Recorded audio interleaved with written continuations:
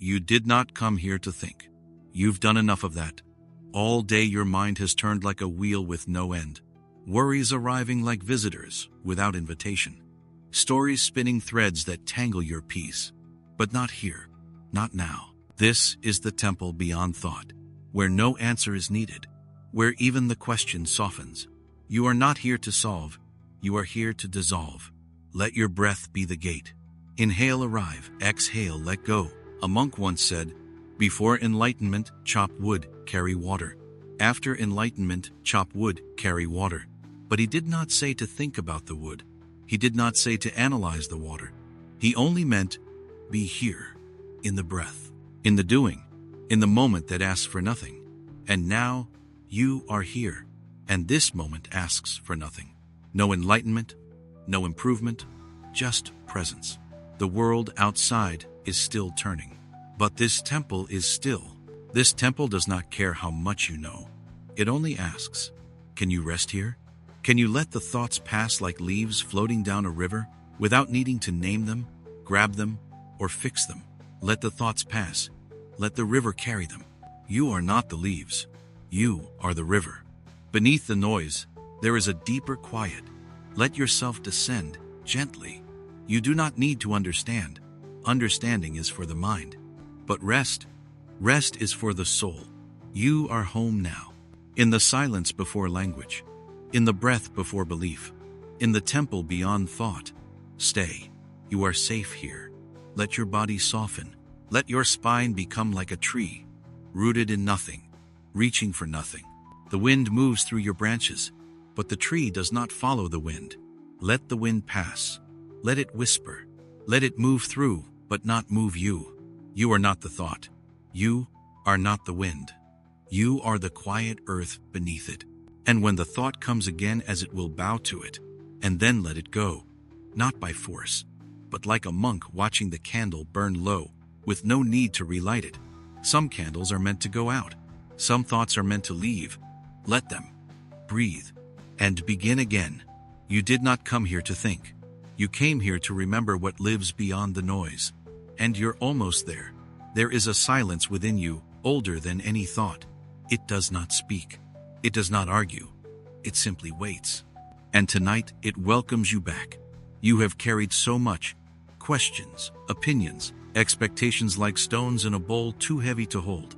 But now, you place the bowl down. You sit beside it, and the silence meets you like an old friend. You realize you were not thinking because you needed to. You were thinking because you forgot how to stop. But the mountain does not think. The moon does not think. They simply are, and they are holy. So are you.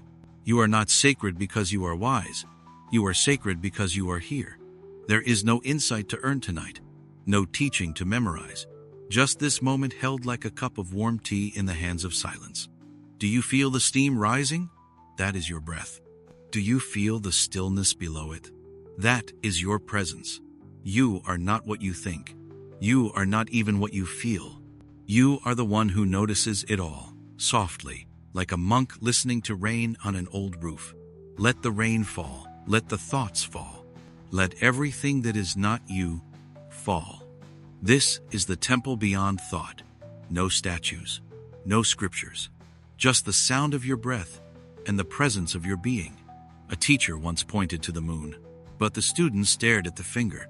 Tonight there is no finger, no direction, just the moon itself glowing inside your chest. You don't need to follow it. You are it. You have never been outside the temple. You have never left the stillness. Only the mind wandered. But you have always been here. Let your breath remind you. Let your body forgive you. Let the silence love you. And if sleep comes now, let it. Like a gentle bow. Like a candle finally resting in the dark. The temple will remain. You are always welcome, always held, always home. Now sleep, not because you must, but because nothing more is needed. No more thought, no more trying. Just this, just this, just this. There is a kind of pain that comes without warning. A word, a wound, a loss that arrived before you could name it. The first arrow, life's sudden cruelty. You did not choose it. You did not invite it. and you could not escape it. Like the traveler walking through the forest who feels the sharp sting of something unseen, a piercing pain, and then the blood. It is here. It hurts. It is real. This is the first arrow. And no one walks through this world without it. But then the second comes. Not from the forest, not from the world, but from the mind. The second arrow is the story. Why did this happen to me? What if I had done it differently? Why am I like this? They shouldn't have. I will never. The first arrow wounds, but the second arrow, it wounds again, and again, and again. You wake up at night, not from the pain, but from the memory of the pain. You carry it in conversations. You carry it in silence. You carry it in the way you hold your breath whenever joy gets too close, as if bracing for the next strike. But there is no next strike. Not now. Only the echo. Only the second arrow still trembling in your own hand. The Buddha once spoke of this.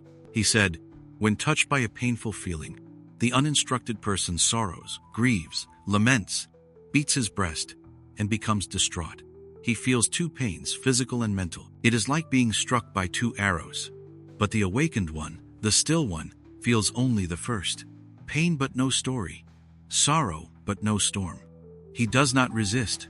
He does not blame. He does not fire the second arrow into his own heart. And now here you are, sitting in this quiet place, your body still remembering, your breath still shallow from the arrows long past. But something is shifting. Can you feel it? You are not in the forest anymore. No arrows fly tonight. And you do not need to reach for the bow. Let it go. Let go of the thought that pain makes you weak. Let go of the lie that suffering proves your worth. Let go of the idea that thinking more will heal what has already passed. It won't. It never has. You are not broken. You are bruised. There is a difference. And now you are healing. Not through explanation, but through silence. Not through understanding, but through breath. Breathe. Let each inhale carry away the question. Let each exhale release the blade. You did not choose the first arrow, but the second? You can put it down now and feel the weight lift. There is something gentle waiting in you. Not a thought, not a lesson, just a truth too quiet to speak. It says, you do not have to suffer twice. Yes, the pain came. Yes, it stayed too long. Yes, it stole things from you that may never return. But now, the only one hurting you is you. Not because you want to. Not because you are cruel, but because you forgot. You are still holding the arrow. You did not know your grip was this tight. You thought letting go meant losing the memory, losing the love, losing the justice. But it doesn't. Letting go only means you stop driving the blade deeper. The wound is there. Let it be there. But stop twisting it. Stop naming it. Stop thinking that if you revisit it 1,000 more times, it will finally make sense. Some things will never make sense, but they will soften. If you let them, you are not failing by feeling. You are only tired from fighting your own feelings. There is a way to befriend the wound. You sit beside it, like an old companion, and you say, I see you, but I will not feed you anymore. A monk once walked with his student through a village where they were insulted, shamed, cursed. The student grew angry, wanted to return, to fight, to explain. But the master said, if someone offers you a gift and you do not accept it, to whom does the gift belong? The student grew quiet. He understood. Not all things need to be received. Not every arrow must be carried. Not every insult, fear, memory, or regret belongs in your chest. Some things can simply fall to the ground, unheld, unfired, unfelt. You are allowed to stop. Not everything is yours to process. Not every emotion needs a meaning. Some feelings are just weather. You wait, and they pass. No story, no second strike. The rain falls, the wind moves, and then the sun returns. And now, you are remembering how to be still again. You are remembering how to hurt once, not twice. This is the freedom. Not the end of pain, but the end of the spiral. You are learning to be with what is, without needing to turn it into what was, or what should have been. You are learning the sacred path of not adding more. Just this moment. Just this breath. Not perfect, but peaceful. Not painless, but pure. And now, if you are ready, open your hand. Drop the second arrow. Let it fall. It was never meant to stay. You are not your suffering. You are the one who watched it. You are the one who breathes. You are the one who heals. In this temple, we do not punish pain with more pain. We bow to it. We breathe with it. And then we release. The body remembers, yes, but so does the soul. And the soul remembers how to be free. So now, sleep, not to escape the pain, but because there is nothing left to fight. No arrows, no story, no need, only silence, only stillness, only you. You came here with wounds. You leave here with peace. The second arrow is gone. The first has softened. And you are whole again. Sleep now. The forest is quiet. The wind is settled. The bow is empty. And your heart is finally still. There is a story told quietly in many temples. A student came to the master with eager eyes and many words. He had read the sutras. He had memorized the chants. He had studied every teaching he could find. And now he wanted more. He wanted to be filled with wisdom, with insight, with enlightenment. So the master invited him in. They sat in silence. The student spoke, explaining everything he knew. The master said nothing. Instead, he picked up a teapot and began to pour. The cup filled, and the master kept pouring. The tea spilled over, onto the tray, then the floor. The student gasped. "Stop! The cup is full!" The master smiled. "Yes," he said, "like your mind, too full to receive anything new. And so we begin here, with your full cup, with your full mind, with the weight of too much, too many thoughts, too many beliefs, too many assumptions, doubts, dreams, regrets. You are carrying 100 unopened letters from the past, 1,000 future plans that may never bloom. You want peace, but your hands are not empty enough to hold it. You want stillness, but your thoughts arrive before silence can enter. Tonight, we do not add, we subtract. We do not pour more. We empty. This is not a lesson to learn. It is a remembering. You were not born full. You were born spacious, soft, open, and slowly, the world filled you. Words from others, wounds from time, stories, comparisons, noise. But now you return to the place before thought, to the moment before judgment, to the breath before identity.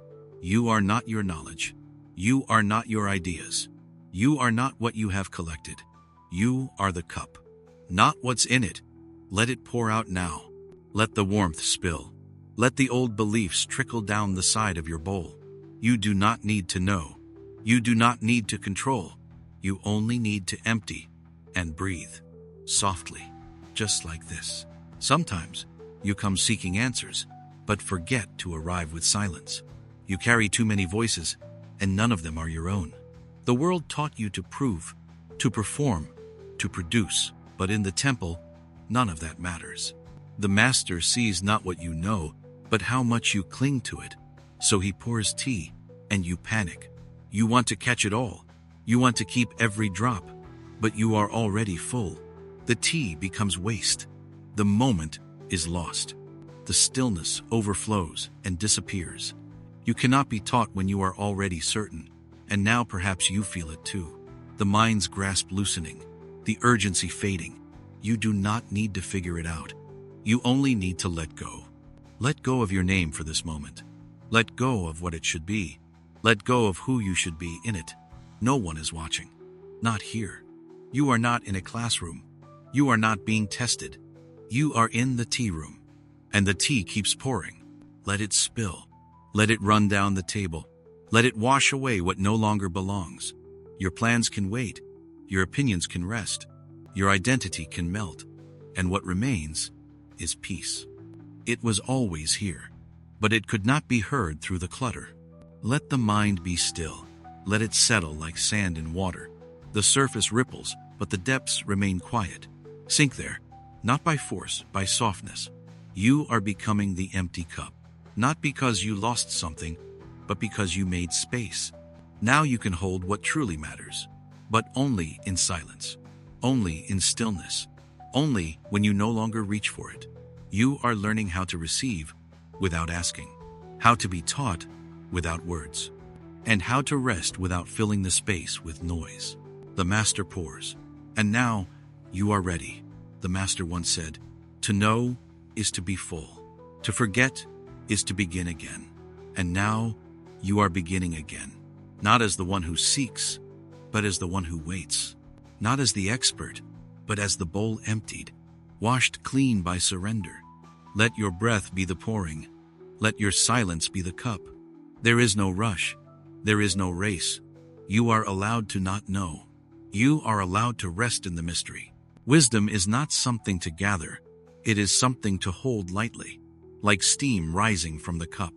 It cannot be grasped, only received, only noticed. And now, in this quiet, notice how light you feel. Not because something was added, but because something was released. This is the blessing of the empty cup. It has room for the sacred. It does not cling. It does not compare. It only receives, and then releases again. Just like the breath, just like the seasons, just like you. You are not a container to be filled. You are a vessel for the sacred to pass through. And now, with your thoughts quiet, with your hands open, with your spirit calm, you are finally ready, not for answers, but for peace. And peace does not arrive with sound. It arrives in the space between the questions, between the thoughts, between the drops of tea. Sleep now. The teacup is empty. The teapot is still. And you are at peace. No more words. No more wanting. Only silence. Only stillness. Only this. There once was a man with 99 problems. He carried them like a satchel of stones tied to his chest. One for money, one for health, one for love, one for time, and 95 more that changed shape every day. He woke with worry. He slept with solving. Each time he fixed something, something else unraveled. He patched the roof and the floor cracked. He mended his heart and someone else broke it. He learned a lesson and forgot it in the next storm. He was not lazy. He was not foolish. He was simply tired. So he came to the monastery, not for prayer, but for a solution. He sat before the Master and spilled his stones one by one. "This is wrong," he said. And this. I've tried. I've failed. And still, the problems return." The Master nodded, silent as the mountain behind him. The student leaned in. Surely a great teaching would come. A wise answer. A breakthrough. But the Master only said, "Then stop." The student blinked. "Stop what?" The Master shrugged. "Stop solving." The student frowned. "That doesn't make sense. If I stop solving, things will get worse." The Master replied, "If you keep solving, things will never stop being problems." And with that, he poured tea. And the student sat bewildered. No answer. No fix. Just tea. And so we arrive here. Not with the answers, but with the weariness. You too have carried 99 problems. Maybe more. They do not all have names, but they weigh the same. You've tried. You've read the books. You've made the lists. You've cried the tears. But the problems keep returning. The question isn't why. The question is, must you keep solving them? Or can you stop? Not out of failure, but out of wisdom. Let this moment be the pause. The quiet space where the world is not broken, where you are not a machine meant to fix it all. Let yourself breathe. Without fixing anything, let yourself rest. Even with loose ends, you do not need to be complete to be at peace. You only need to stop. For now, for this breath, for this night. The student returned again, still holding his stones, still begging for solutions. "What if I ignore the problems?" he asked. "And they grow worse?" The Master looked at the tea, steam rising. No rush, no resistance. And he said, "Problems are like wind. If you chase them, you never arrive. If you watch them, they pass." But the student didn't understand. He wanted a path, a diagram, a certainty. He wanted life to make sense the way a puzzle does. But life is not a puzzle. Life is a river, and the more you try to dam it, the more it breaks through somewhere else. The master never explained this. He only served tea. The student stayed in silence that day, and for the first time, noticed the weight of his needing. Not the problems themselves, but the obsession to resolve them. He saw how his mind never stopped moving, never stopped reaching. Even when his body was still, his thoughts kept fixing, comparing, analyzing, and underneath it all was fear. Fear that if he didn't solve, he would fail. Fear that if he didn't fight, he would be lost. Fear that stillness meant surrender. But slowly, he began to see. Stillness wasn't surrender. Stillness was peace. There is a moment when you stop swimming and float, not because the ocean is gone, but because you finally trust it can hold you. This is that moment. You do not have to fix yourself tonight. You do not have to make meaning of every scar. You do not have to solve the mystery of tomorrow. Tonight, you stop. Let the breath come. Let the mind slow.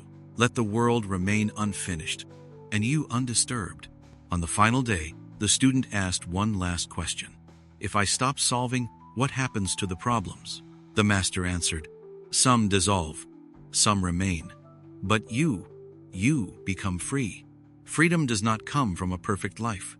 It comes from a quiet mind that stops arguing with life. And now here you are, at the edge of another thought, another plan, another solution. But what if this time you did not follow it? What if you let the question hang like a lantern not needing to be answered, just held in the dark? What if you gave yourself the gift of no conclusion? Let things be unfinished. Let things be unclear.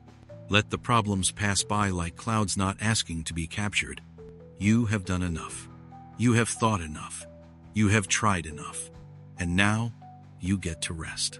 You get to sit like the master, silent, still, not because you have no problems, but because you no longer need to chase them. Let your thoughts drift without attachment. Let your questions fade into the breath. Let the tea cool. Let the stones fall. Let the night hold you. There is nothing to fix here. There is only this: peace without reason, freedom without explanation, you without effort. Sleep now. Let the 99 problems float. You are no longer the one who must solve. You are the one who has stopped. And in the stopping, you are finally free.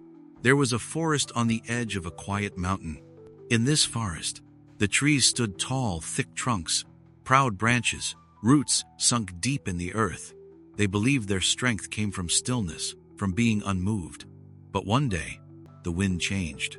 A storm rose from the horizon, fierce and howling. The sky darkened, and the forest grew afraid. The rigid trees braced themselves. They refused to bend. They clenched their bark, gritted their leaves, and held firm. The wind roared. The trees resisted, and one by one they broke. But nearby, there was bamboo. Not tall, not thick, not proud. Just simple green stalks that swayed with the wind. When the storm came, they did not fight. They bowed. They yielded. They moved with the breath of the sky. And when the storm passed, they stood again, unbroken, unshaken, alive. You were taught to be strong like the trees, to hold your thoughts tightly, to stand firm in what you know, to resist what you fear. But resistance is not always strength. Sometimes, resistance is the reason we break. Sometimes, survival comes not from control but from surrender. Tonight, you are not here to hold it all. You are here to let it move through you, like the wind, like the storm, like the thoughts you cannot stop. You've tried to stop them. You've fought the mind like a wild river. But thought is not a fault, and silence does not mean an empty head. Silence means you are no longer trying to control the wind. You are bamboo, and the wind will pass. Let it pass. Let the breath come. Let your thoughts move. You do not need to hold them. You only need to not break. You only need to bend. Bending is not weakness. It is wisdom. The bamboo does not say, I must be silent. It only says, I will not fight the wind. And the wind, like all things, moves on. Tonight, your mind may be full. Thoughts may circle like birds with nowhere to land, but you do not need to push them away. You do not need to stop them. Let them fly. Let them flutter. You are not the sky. You are not the bird. You are the bamboo beneath it all. Quiet, rooted, alive. There is a difference between clinging to the mind and allowing it to pass through. Let your breath be the anchor. Let your body be the ground. The thoughts may rise, let them. The emotions may stir, let them. But you bow, you bend, you breathe. A monk once said, "Do not try to quiet the mind. Try only to stop struggling with it." And now you understand. The struggle is what makes the storm stronger. The clinging is what turns wind into thunder. But when you bow, when you soften, when you allow, you become like the bamboo. Simple, still, undefeated. You've tried to be strong in the old way, by holding everything, by fixing everything.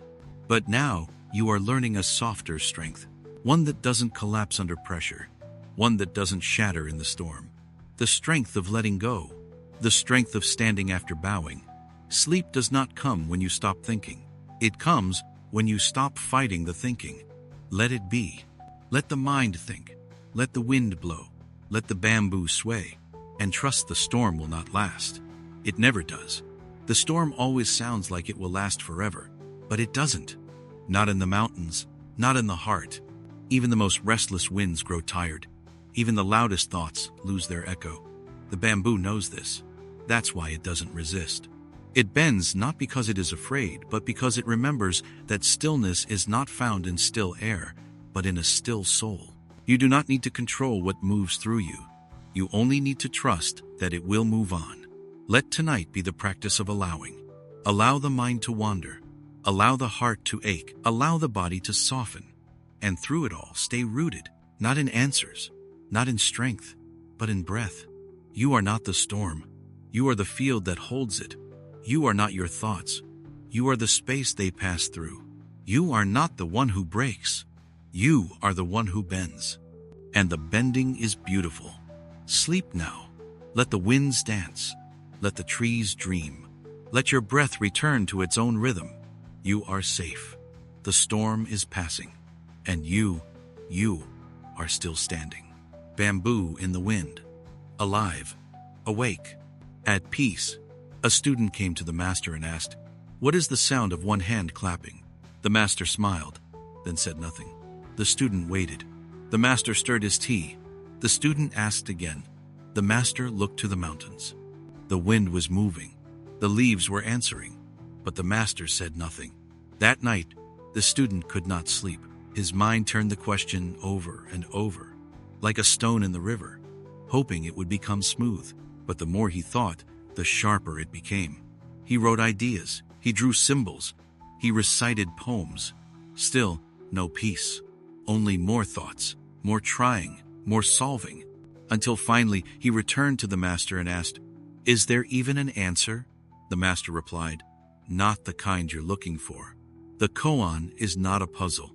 It is not a riddle. It is not meant to be solved. It is meant to dissolve you, to break the mind's habit of clinging to conclusion, to interrupt the search for comfort through knowing. And now you are holding a koan of your own. It may not be written in words. It may not sound like a Zen saying, but it echoes in your heart, in your breath, in your wondering. You keep asking, why did this happen? What does it mean? How can I fix it? When will I feel peace again? And the answers do not come. Or if they do, they only lead to more questions. This is your koan. Not to be solved, but sat with. Not to be explained, but to be lived. Let the question stay. Let it float like incense in the air. You are not here to catch it. You are here to breathe it in. And slowly, let go of needing to know. You are not failing because you don't have the answer. You are waking because you're beginning to understand that not everything is meant to be understood. Some truths arrive only in mystery. Some peace only in surrender.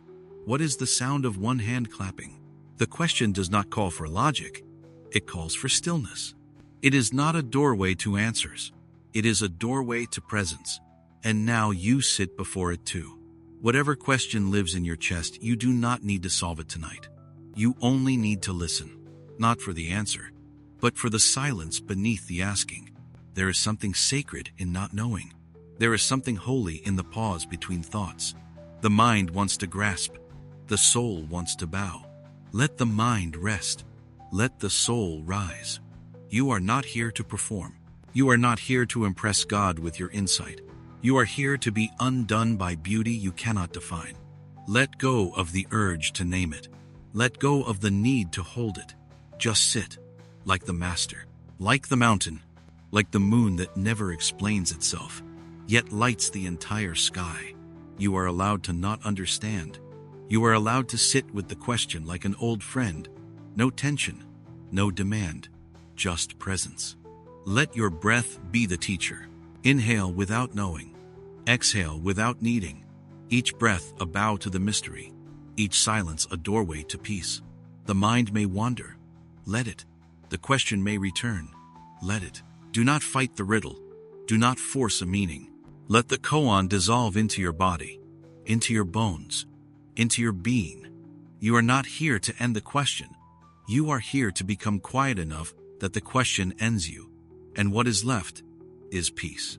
In time, the student stopped asking, not because he found the answer, but because the question had opened something deeper, a place in him where knowing no longer mattered, where silence was enough, where the breath was the only scripture he needed to follow. Now you are here, no longer chasing the meaning, no longer begging the stars for reasons. You are sitting. You are breathing. You are becoming the space between thoughts. There is no final teaching, no last secret, only this. Not every door opens by force. Some open when you stop knocking, when you stop asking, when you stop trying to understand what was only ever meant to be felt. Let the koan stay. Let the riddle remain. Let the mind soften like paper in the rain. You are not lost. You are being unmade in the most sacred way, dissolving the sharp edges of needing, of proving, of knowing. You are not a student anymore. You are the silence itself. And what is the sound of one hand clapping? It is this moment, this breath, this letting go. Sleep now. Not because you found the answer, but because you finally stopped looking. Let the world turn. Let the mystery remain. You are safe in the unknown. You are home in the question. The master smiles and says nothing.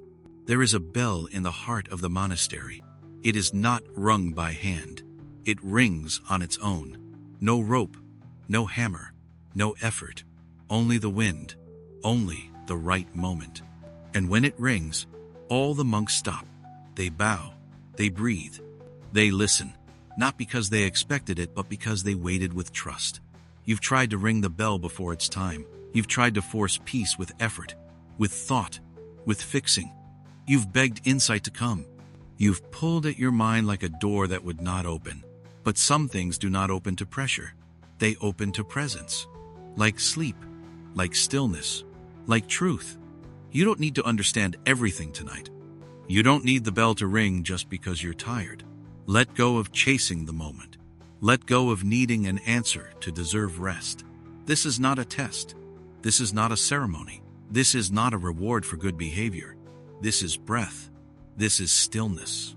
This is what has always been here. The bell rings when the wind is ready, not when you demand it, not when you prepare perfectly, not even when you need it most. It rings because everything has softened. And now you are softening, slowly, like the petals of a night-blooming flower, opening not from urgency, but from surrender. Insight will come. Peace will arrive, but not through force, not through trying. Let it come on its own. The student once asked, "Master, why won't the bell ring when I call it?" The master replied, "Because calling is noise, and the bell waits for silence." So now, you are learning to become quiet, not silent in sound, but silent in effort. Let go of the reaching. Let go of the waiting for something to happen energy that tenses the body and tightens the breath. You are not behind. You are not blocked. You are not broken. You are simply not meant to hear the bell yet. That does not mean it won't ring. It only means you are still becoming ready. Sometimes the readiness is not knowledge. It is emptiness. You had to try. You had to think. You had to struggle. Now you are here, and here, you do nothing. Not because you've given up, but because you've arrived. Let your breath fall into rhythm. No need to control it. No need to deepen it. Just notice. Just listen. Some bells do not sound in noise. They ring in the absence of need. Let this be your temple. Let this be your peace. You may not hear the bell tonight, but you will feel its presence in the way your thoughts begin to soften, in the way your chest rises with no effort, in the way the moment feels complete even without an answer. You do not need clarity to rest. You do not need awakening to be whole. You only need to stop trying to make the bell ring. Let the wind take care of that. Let life bring you what you are ready for when you are ready. There is a story of a monk who waited 50 years for the bell to ring. Each morning, he sat by it. Each night, he bowed to it. Never once did he touch it. One morning, as the fog lifted and the sun rose quiet on the stone, the wind moved, and the bell rang.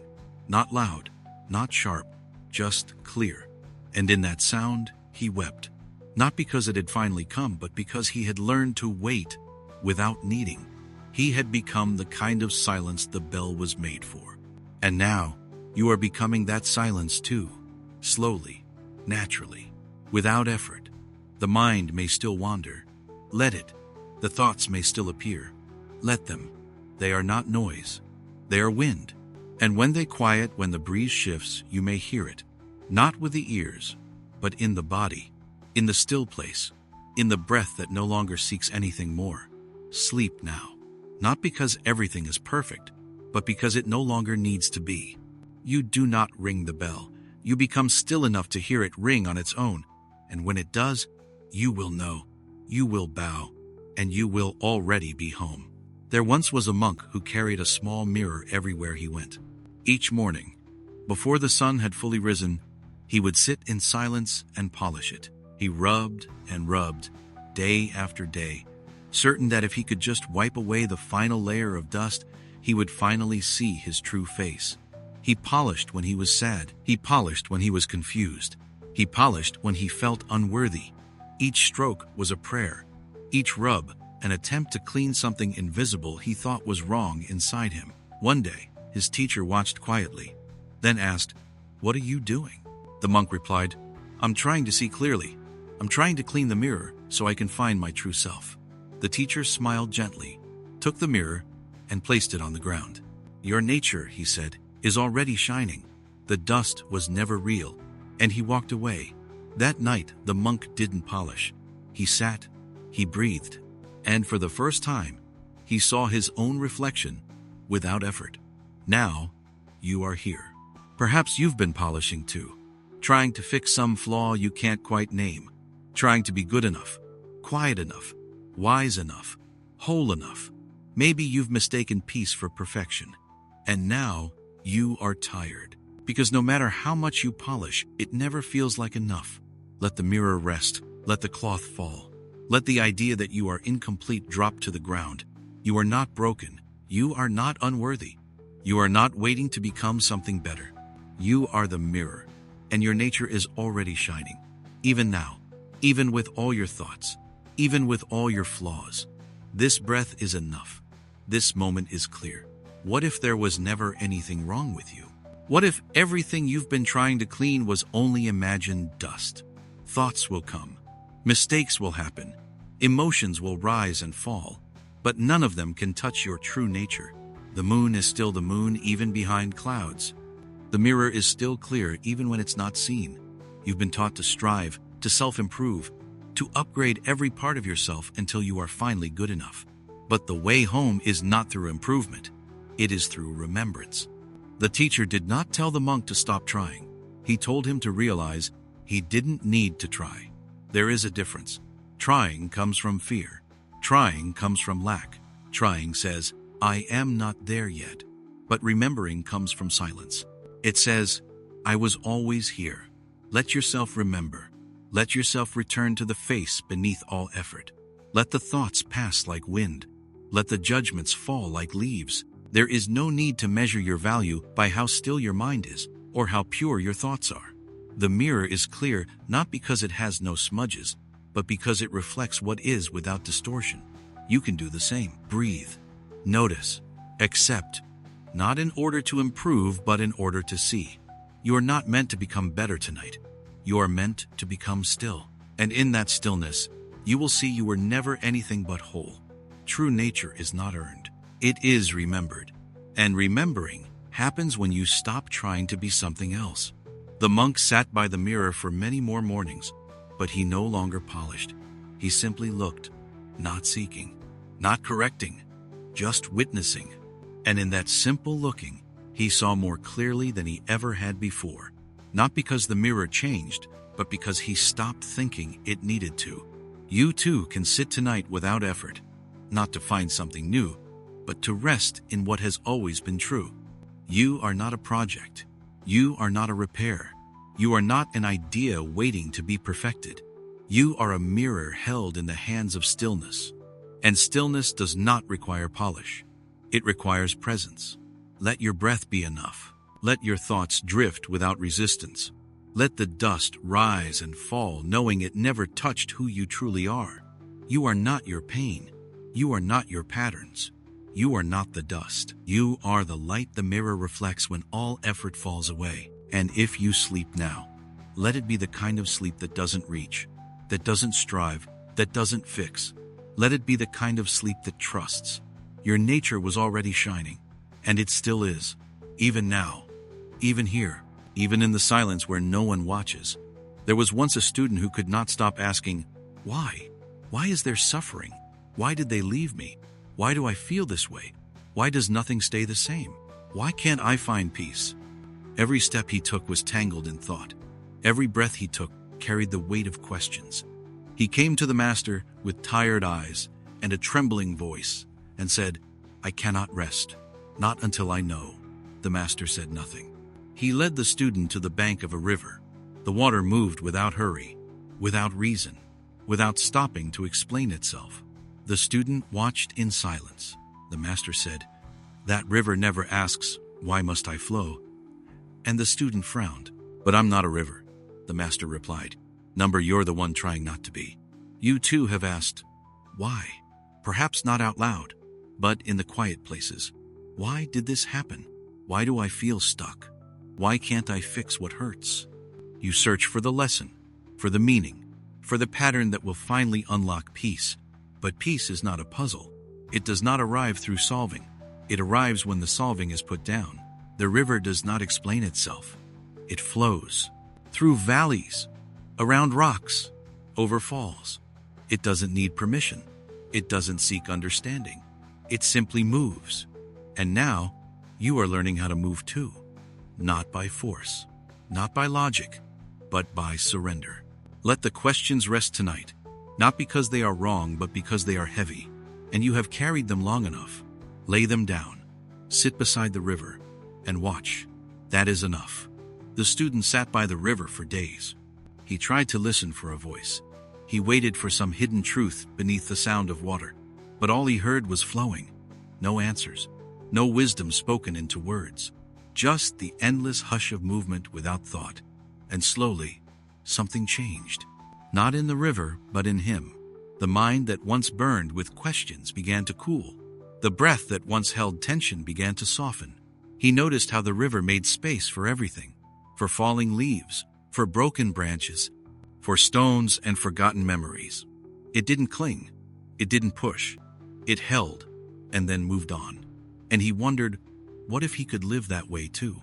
What if peace was not a reward for knowing, but a result of letting go?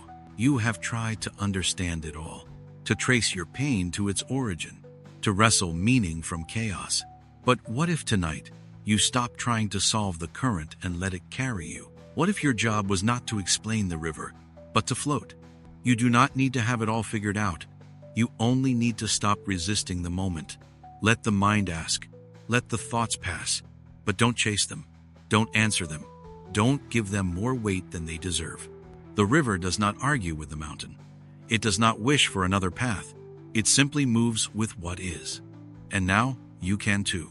Let this be the night you drift into the current, without needing to name it. Let this be the night you find peace in movement, not in knowing. Eventually, the student asked the master, Will I ever understand? The master smiled. You already do, but not with your mind.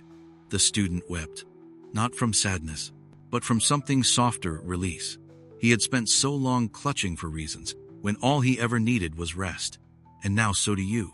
Let the questions float. Let them pass like foam on the river's edge. They will return, and they will leave again. But you do not have to follow them. You can sit, feet in the water, heart in the breath, and let life happen without commentary. There is something holy in a life lived without constant interpretation. Something sacred in the sound of flowing with no conclusion. This moment does not need your judgment. It only needs your presence. Sleep now, not because you found the answer, but because you don't need it. The river flows without asking. And now, so can you. Let the body drift. Let the breath follow. Let the spirit unclench. There is no test. There is no lesson.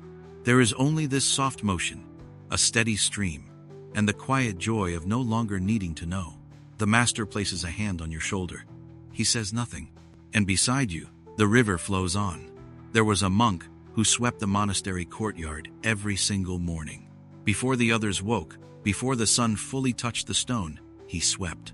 With soft steps and steady hands, he cleared fallen leaves, the night's sand, the dust that gathered from nowhere.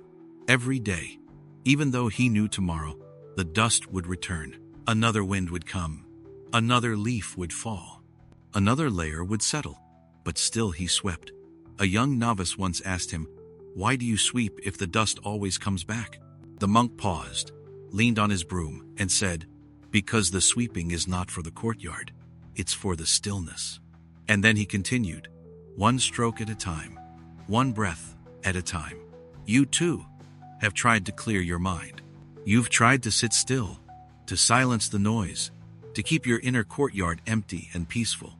But the thoughts return, sometimes slowly, like the settling of dust, sometimes suddenly, like a gust of wind. And each time, you think something is wrong. You blame yourself. You say, "I had found quiet. Why is it gone? I was calm. Why am I anxious again?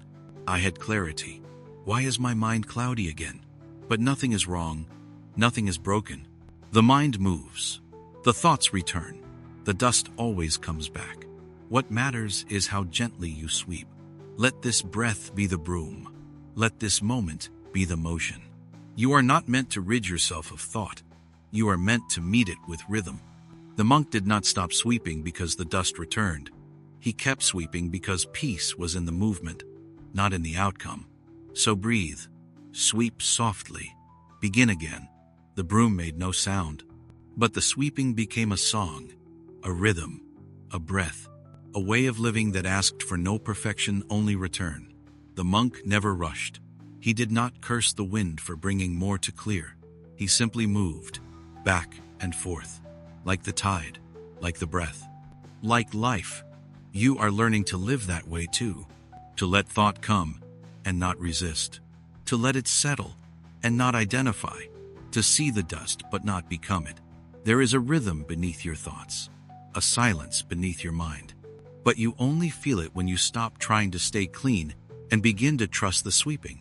Let your breath become the monk's hands. Let your awareness become the gentle broom. No judgment, no effort, only the quiet return, again and again. There is no final clearing. There is only presence. There is no such thing as perfect stillness. Even the temple floor gathers dust overnight. Even the awakened wake with thought. But they do not panic. They do not cling. They sweep and smile. Because peace is not a locked room. It is a doorway you walk through again and again with grace. You may forget. You may stray. You may fill with thought. But the path back is always here. Right here. In the breath. In the sweep. In the slow return, the monk knew that clarity was not a destination. It was a practice. Each morning he showed up. Not for results, but for relationship. His hand on the broom, his breath with the dust, his body moving with care, not control. There was peace in the pattern, peace in the imperfection, peace in knowing the dust would return, and so would he. Now you are learning to sweep your own mind in the same way. Not to purify, but to participate. not to fix, but to feel. You don't need to erase every thought. You don't need to avoid every emotion. You only need to return to the sweeping, return to the breath. The monk does not fear the dust. He greets it, he moves with it, and he lets it go. Let yourself be that gentle. Let your spirit be that steady. And if you find yourself lost in thought again, just smile. The dust has returned. Pick up the broom, begin again. With calm hands, with patient breath. Sweep, breathe, sweep, rest. Not because you need to be perfect, but because this is your rhythm now. The rhythm of waking, the rhythm of remembering, the rhythm of being at peace, even with what returns. Sleep now, knowing that peace is not in what stays clean, but in what is lovingly tended to. Let your last breath of the day be the final sweep. Let the night be your courtyard. Let the stars watch over you as the dust settles again, and let yourself rest without resistance. You are not here to conquer the mind. You are here to walk with it quietly, daily, gently, home. You have been standing at the edge of silence like a traveler waiting for the gate to open. You told yourself, when my thoughts quiet, then I will rest. When my mind clears, then I will go within. When the storm passes, then I will feel peace. But the storm keeps circling. The thoughts keep returning. And the gate never opens. Or so it seems. One day, a student asked the master, "When will I be ready to meditate?" The master replied, "When you stop waiting for readiness to arrive." And then he whispered, "The gate doesn't open outward. It opens inward. You have been trying to silence the world so you can hear your soul. But your soul does not live in silence. It lives in stillness. And stillness does not require silence. It only requires presence. You keep standing at the door as if it must be unlocked by force, but this door was never locked. It opens when you stop pushing. It opens when you turn inward. Right now, your breath is the key. Not because it is powerful, but because it is already here. Let yourself enter now, not by removing the thoughts, but by stepping past them, through them, into something deeper. You are not a visitor at the gate. You are the gate. You are the path. You are the one who must choose to turn within. Let this be that moment. The thoughts may still be loud. The questions may still spin. But the path is already beneath your feet. It has always been. You've tried to push them away. The thoughts, the fears, the doubts. You've tried to shush them like noisy children in a quiet temple. But they don't stop. They don't listen.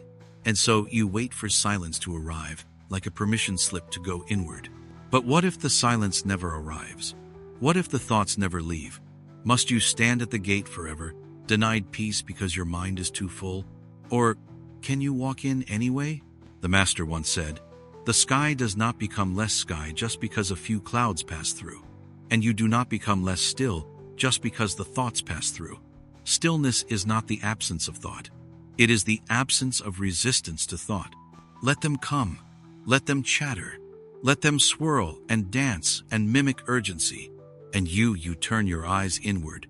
You drop your weight into the breath, into the belly, into the place beneath language. The thoughts don't need to stop. They need to be left behind. Not pushed, just unfollowed. You are not your thoughts. You are the space they move through. And when you remember this, you become immovable. Like the mountain that holds the wind without chasing it. Like the cave that echoes sound without becoming it. Like the gate that opens inward no matter how loud the world becomes. Let this be your practice. Not to silence the mind, but to stop mistaking it for you. You are already inside. The door was never locked. Only your waiting kept you outside. There comes a moment when you stop asking for peace to come from the outside. You stop hoping for silence to come from the world. And you begin to realize the temple was always within. The bell you've been waiting for is the breath. The teacher you longed for is the silence between thoughts. The gate you could not open is your own surrender. You don't need the mind to change. You don't need the moment to be better. You don't need the world to be quiet. You only need to choose this step, this breath, this going inward without waiting. There is a stillness that lives beneath the noise. You are touching it now. Each breath is a step on the path. Each moment of awareness is a door swinging open. And the more you walk inward, the more you realize you were never locked out. The one who waits is the one who forgets. The one who enters is the one who remembers. So remember now, you are allowed to rest even with thoughts. You are allowed to breathe even with chaos. You are allowed to be even without perfection. The gate opens inward, and you are already home. Let sleep come not because the thoughts have ended, but because you have stopped needing them to. Let stillness rise not from silence, but from remembering you were always still. You do not need to become peaceful. You only need to return to the place in you that never stopped being peace. The gate opens, and you walk in, without force, without fanfare, without needing anything else to change. Sleep now. Not because the world is quiet, but because you are. There was a thought that came one day like a dark cloud over a quiet field. It was sharp, heavy, loud. It blocked the light. It changed the air. It made everything feel different. The monk who sat in the field looked up and whispered, "Ah, this too." And then he returned to his breath. The cloud hovered, but it did not stay. It passed, as all clouds do. This is how thought moves. It arrives suddenly. It claims permanence. It dresses itself in thunder. It fills your vision, and it says, "I am real. I am true. I will never leave." But it always does. You are not here to fight the cloud. You are not here to analyze it. You are not here to name it, fix it, or fear it. You are here to watch, to breathe, to remember you are not the cloud. You are the sky. You've been told to think clearly, to sort it out, to chase the right answer before you can relax. But there is no clarity in chasing clouds. They shift, they scatter, they reform. You do not need to catch the thought. You only need to let it pass. Let it be what it is. A moment, not a truth, not a destination, just a mist drifting across something far more still. And that stillness is you. You have mistaken yourself for what passes through you. The thought, the emotion, the memory, the doubt. Each time they appear, you believe, "This is me." But the sky never believes it is the cloud. And you are not what comes and goes. You are what stays.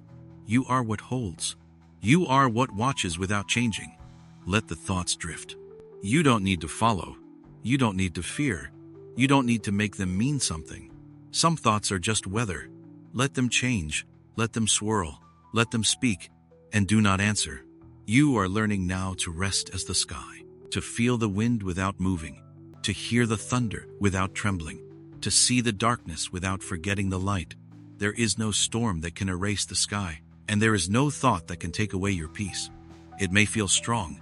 It may seem important, but even the loudest thought will soften if you let it.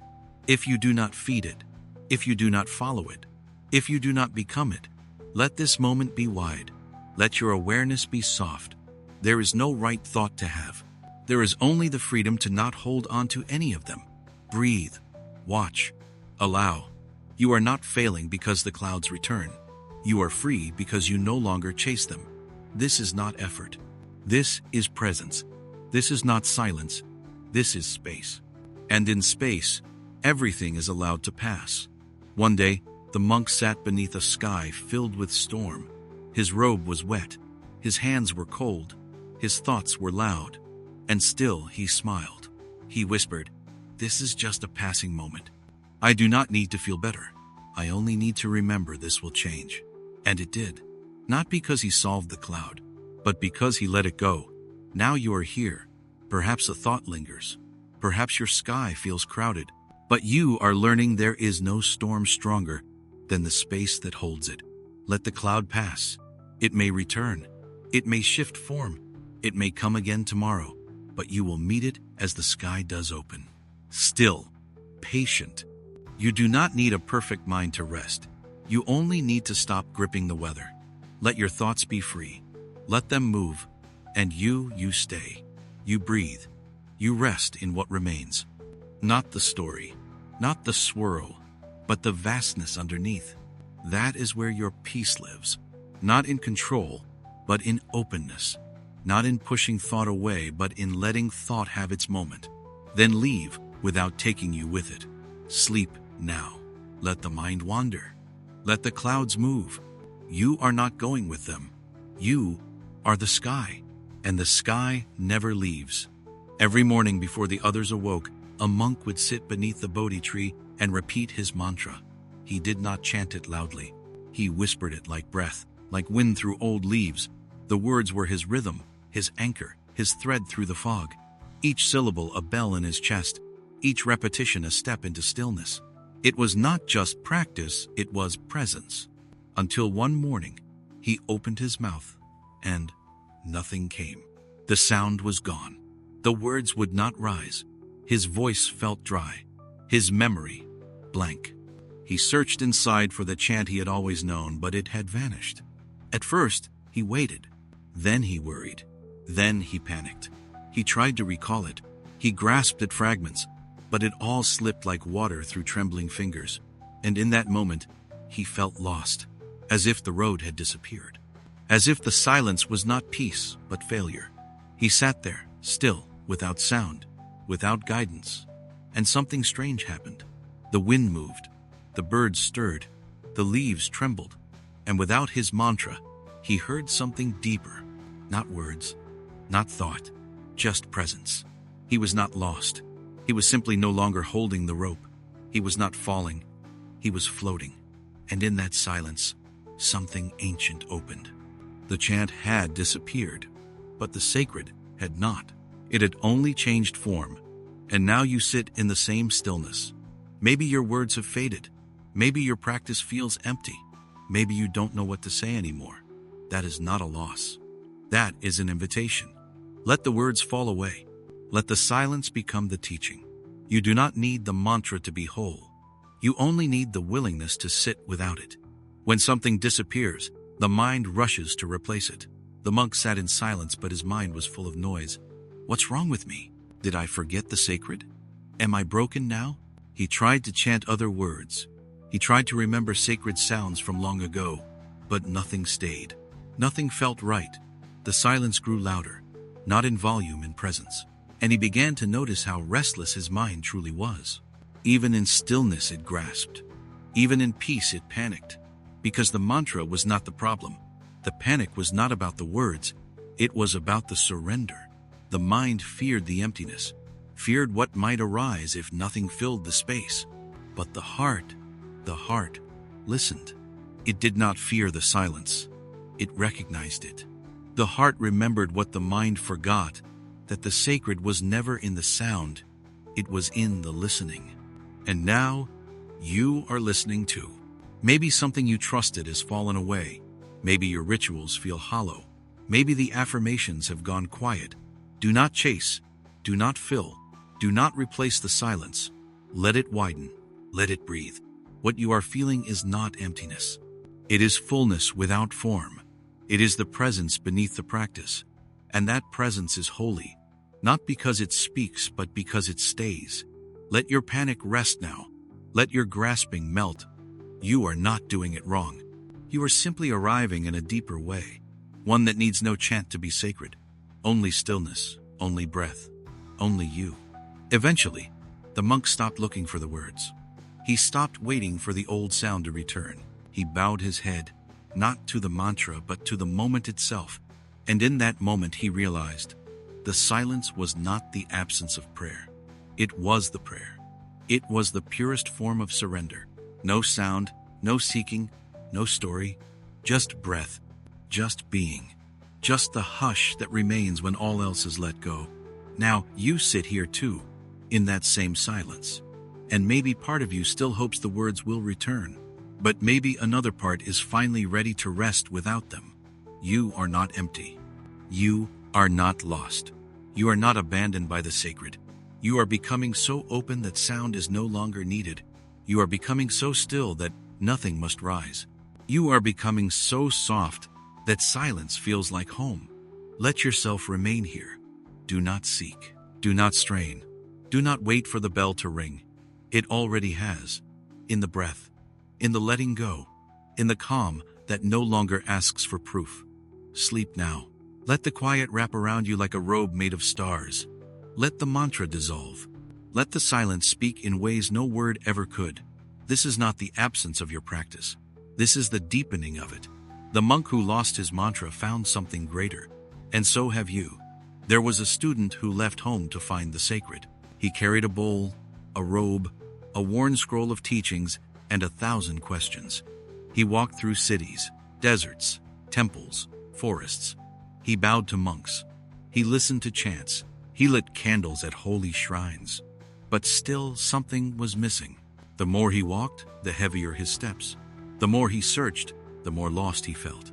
He sat beneath a tree one night and wept. Why have I not found it? Why do I still feel distant? An old monk passing by stopped, watched him quietly, and said, "Your breath has walked with you this entire way, but you never once bowed to it." Then the monk continued down the path, slowly, softly, in rhythm with his own breath. The student stayed still, and for the first time in weeks, he listened not to the world, but to the sound within his chest. It was there, soft, consistent, kind, the breath that had never left, the teacher that had gone unnoticed. And in that moment, he realized he had never needed to go anywhere. Now you are here. Maybe you too have searched for calm, for clarity, for answers. But you do not need to walk any further tonight. You only need to return to what is already here, to what has been with you since the beginning, your breath. You have not been abandoned. You have only been distracted. But now, you are coming back. The student began to walk again, but now he followed the rhythm of his breath, not the map in his hand. Inhale, step. Exhale, step. He noticed how the body softened, how the mind quieted when the breath led the way. No teacher had told him this. No scroll had shown him. It was the body that remembered, and the breath that revealed. There was no chant, no mantra, just breath, just presence. You may feel far from peace right now, but that's only because you've been following thought, not breath. Thought travels in spirals. Breath moves in circles, and the circle will always bring you home. Try now. No force, just witness. Let the inhale arrive like a tide. Let the exhale return like a retreating wave. There is no mistake here, only return. There is no right breath, only the one you notice. You don't need to fix the mind. You don't need to fix yourself. You only need to follow the breath into the body and stay. There is something so ancient in this rhythm, so quiet it's easy to miss, but it is yours, always has been, always will be. Let this breath be your practice. Let this breath be your teacher. And if your thoughts rise again, they will. Do not resist. Do not react. Just return, over and over. Like the student finding his way step by step without ever needing to arrive. Years passed. The student stopped calling himself a student. Not because he knew everything, but because he stopped seeking. He no longer asked, "Where is peace?" He simply breathed and found it. Not in the answer, but in the act. Not in the arrival, but in the attention. The old monk reappeared one day, still walking softly, still breathing with the wind. He asked, "Did you find what you were looking for?" The not student smiled. "I stopped looking." And the monk nodded. That is how it's always found.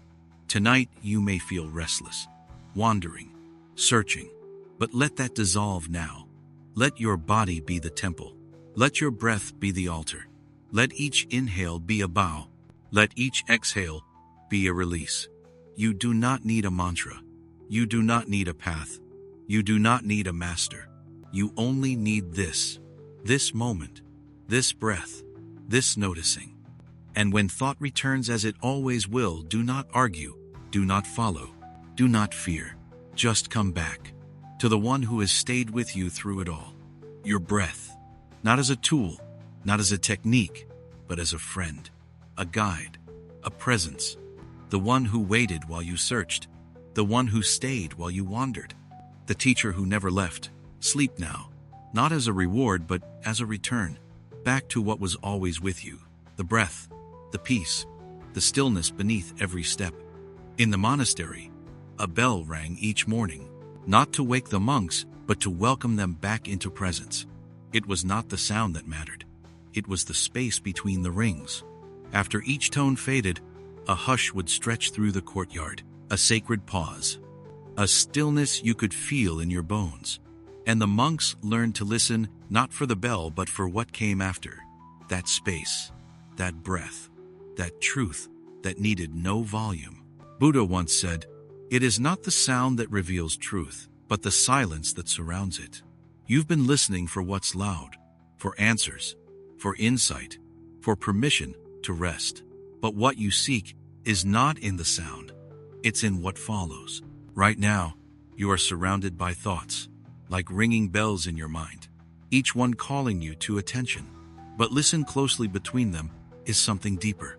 A space, a gap, a silence you didn't notice at first. It lives between thoughts like the sky between clouds. You don't need to make it appear. It's already here. Let the mind ring. Let the thoughts echo. And then listen to what remains after the echo fades. That is where your rest begins. The student once asked, "Where is truth?" And the master struck the bell. Once. The sound rose, then vanished. And the master said, "There. Not in the ringing, but in the space that followed. That is where the world dissolves. That is where the self forgets itself. That is where peace enters without knocking." You are not being asked to stop the thoughts. You are being asked to notice the space between them. It's small. It's quiet. But it's always there. You do not need to build stillness. You only need to fall into it. Thought will come. Let it. Sound will come. Let it. And when it ends, let your awareness linger in the breath between moments. That is the sacred rhythm. Not sound. Silence. Not speech. Space. Do not chase it. Do not hold it. Just soften into it. The deepest peace is not made of silence. It is made of listening so closely that even silence feels alive. Let this become your meditation. Let this become your sleep. Not the silence you create, but the silence that was always there, waiting for you to finally hear it. Let the breath come. Let the thoughts come. Let it all pass. And then, in the gap, rest. A monk once asked the Buddha, "What is the sound of truth?" And the Buddha closed his eyes. For a long time he said nothing. Only breath. Only stillness. And the monk understood. There is a sound that cannot be heard. A sound that is not sound at all, but space. The sound of falling. The sound of surrender. The sound of nothing left to say. And now you are reaching it. Not by trying, but by letting go of every sound you've been waiting for. There is no mantra needed. No teaching left. No bell that must ring. Only the soft, infinite space between the rings. Between thoughts. Between breaths. Between who you were and who you no longer need to be. Let your sleep begin there. In the hush. In the pause. In the cradle between effort and forgetting. This is not silence as escape. It is silence as arrival. It is the end of seeking. The end of noise. The beginning of true rest. You are not being asked to disappear. You are being asked to return to the part of you that never left. The part of you that heard truth in the space between sounds. Sleep now. Not because the mind is silent, but because you no longer need it to speak. Let the bell fade. Let the thoughts fade. Let even the breath fade. And in the space that remains, the sound that isn't a sound, there is only peace. In the corner of the monastery, just beyond the last stone path, there was a garden. And every morning, while others rushed to prayer, the master knelt quietly in the dirt. He didn't hurry. He didn't instruct. He watered. He trimmed. He pulled weeds with bare hands, one at a time. It looked like a simple act, but those who watched could feel something different. The air around him felt slower, softer, deeper. A young monk once asked, "Why do you take so long? Couldn't someone do this faster?" The master smiled. "This is not about speed," he said. "This is how the mind grows. Like a garden, quiet, slow, rooted." And he returned to his weeding. You've spent much of your life trying to grow quickly, to become better, faster, to fix yourself before anyone noticed you were unfinished. But you are not a machine. You are not a project. You are soil and water and light. You are a quiet seed becoming something no one can yet name, and that cannot be rushed. Let yourself slow down tonight, not as a failure, not as defeat, but as a return to your true rhythm, The garden does not bloom all at once. It rests, it stretches, it grows in the dark. So do you. The young monk began watching the master every morning. He expected to learn about herbs, about watering, about seasons, but what he saw instead was breath. The way the master moved with the wind, how his hands paused when the butterfly landed, how he didn't rush to finish the task because the task was never to finish. One day, the monk asked, "Why don't you try to get more done?" And the master said, "The garden grows without ambition. So does your peace. So does your practice. You don't need to finish. You only need to tend. Now you are tending to your own garden. It doesn't need to look perfect. It doesn't need to bloom tonight. It only needs your presence, not your effort, not your judgment, not your timeline, just your gentle attention. Let your breath be the watering. Let your stillness be the sunlight. You may not see the change yet, but beneath the surface, your roots are growing. Your thoughts may still return. That's natural. Even the clearest soil grows weeds, but the master does not panic. He does not say, "This garden has failed." He kneels again. He clears gently. He tends with love, and the garden responds, over time, in rhythm, in quiet. So will your mind. So will your heart. Let go of the rush. Let go of the need to become something tonight. You are already becoming, without knowing, without force. And that is enough. Eventually, the young monk stopped asking questions. He began to help, to pull weeds slowly, to water without thinking of the clock. And one day, he felt something new, not in the garden, but in himself. He was less restless, less urgent, less afraid that peace would only come once everything was fixed. He had begun to grow, like the garden, quietly, slowly, without needing to prove it. And now so have you. Even if nothing feels different, even if the thoughts still rise, you are growing each time you return to the moment. Each time you breathe without hurrying. Each time you notice without trying to change. Growth is not loud. Peace is not quick. They arrive the way the seasons arrive, without being summoned. They wait for your stillness. They wait for your trust. And now, you are trusting. Let your body soften like earth after rain. Let your breath move like a stream through quiet roots. You are not behind. You are not late. You are exactly where your garden needs you. The flower does not ask when it will bloom. The soil does not worry if it has enough to offer. They trust the rhythm that made them. You can trust it too. Sleep now, not to escape the day, but to become part of what grows in silence. You are not broken. You are becoming. And the garden doesn't rush. There was a student who lived in a prison he could not see. He went to his cushion each morning, hoping to find freedom. He closed his eyes, sat still, breathed deeply, but still he felt caged. Thoughts circled like guards. Memories echoed like footsteps. His own voice told him, "You are not there yet. You must try harder. You are not enough." And so, he stayed inside. The prison had no bars, no chains, only thought, only loops. He believed he had to earn his way out, solve the mind like a puzzle, fix it like a broken wall. But the more he tried, the tighter it felt, until one day he went to the master and said, "Why does my mind feel like a cage I cannot escape?" The master didn't answer. Instead, he took a stick and drew a square in the dirt. "Step inside," he said. The student obeyed. "Now tell me," the master asked, "how do you escape this prison?" The student looked confused. He lifted one foot, stepped over the line, and stood outside it. The master smiled. "Exactly. You've been living inside the square drawn by thought.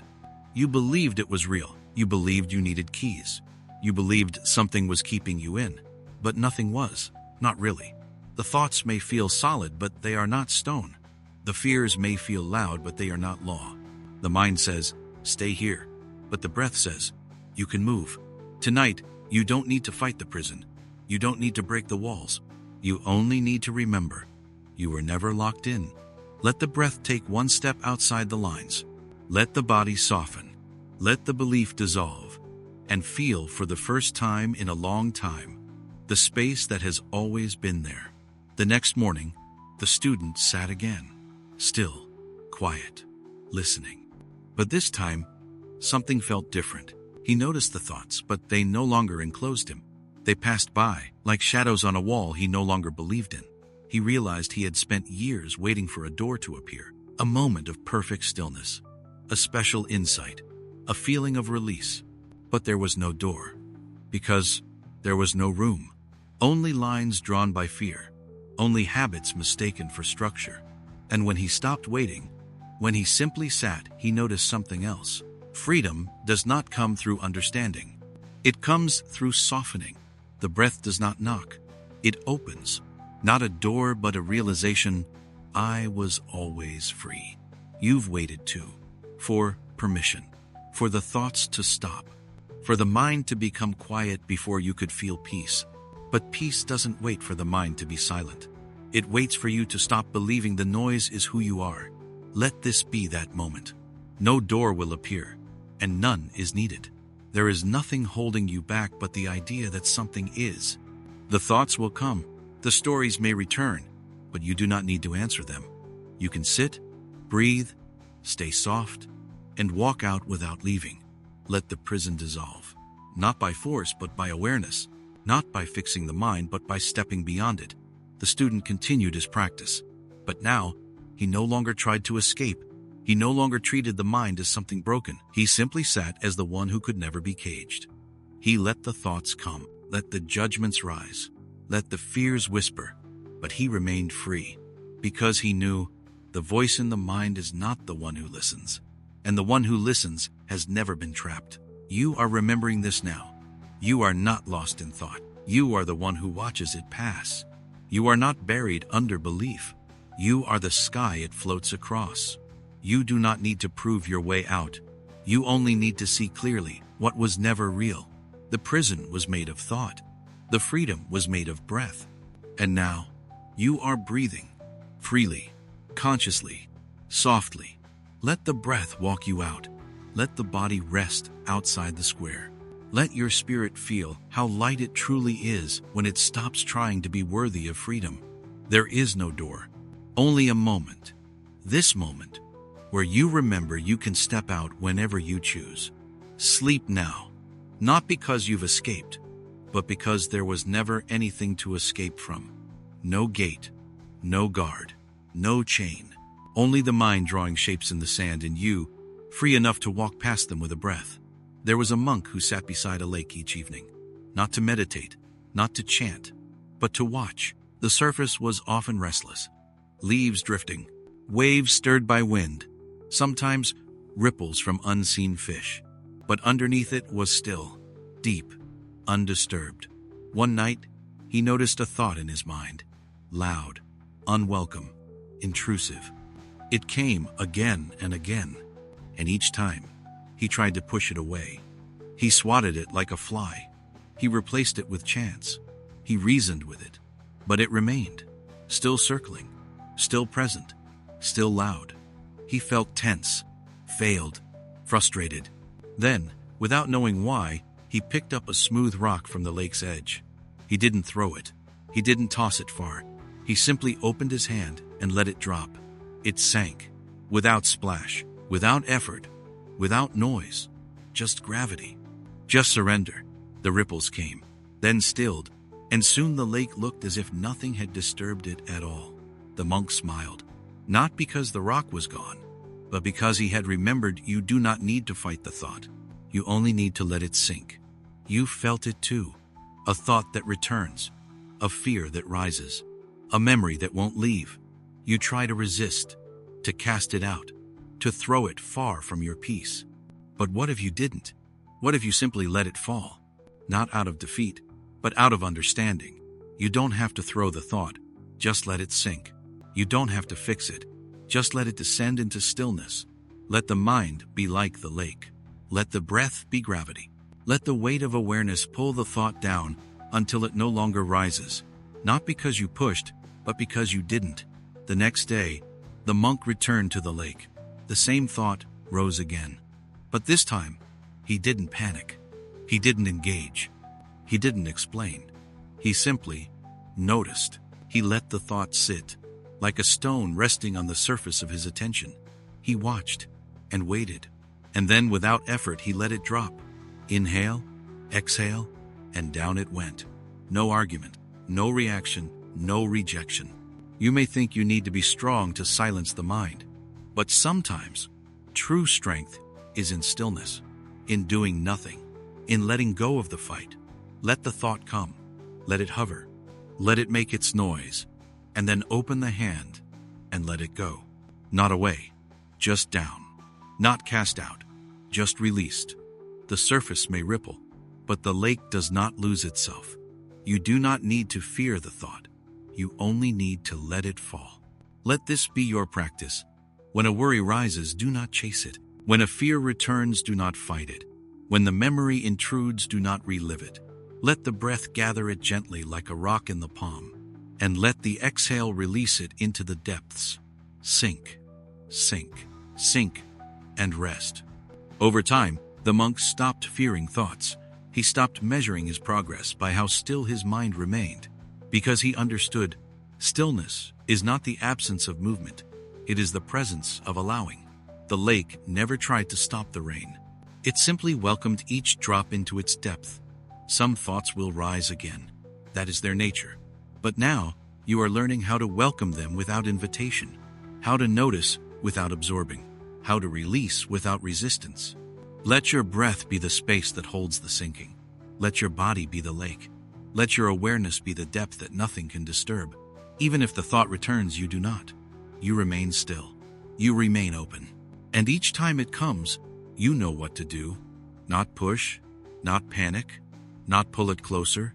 Simply open the hand. Let it fall. Let it sink. Peace is not found in avoiding thought. It is found in no longer being carried by the surface of it. The monk sat for years by that lake. He watched the same thoughts rise and return, but none of them defined him anymore. They were rocks, and he had learned how to let them go without a sound. Sleep now. Let your mind settle. Let your thoughts rise and let them fall. You do not need to control the lake. You only need to trust its depth. What rises will sink. What disturbs will fade. And you will remain. Still, clear, free. There was once a monk who set off down the river in a small wooden boat. The journey was long, so he took up the oars and rowed. He rowed with discipline. He rowed with clarity. He rowed with fear that if he stopped, he would drift the wrong way. Every moment, he watched the banks, corrected the path, steered against the current. And for a while, it worked. He moved forward. He stayed in control. But the days passed, and the arms grew tired, and the water did not stop moving. Eventually, he noticed something strange. Even when he stopped rowing, the boat continued. Slowly, gently, but still forward. The current was not his enemy. It was his guide. But he didn't trust it yet. He still believed that movement without control was failure. And so he picked up the oars again, rowed again, fought again. Until one evening, as the sun slipped into the water, he let the oars fall beside him.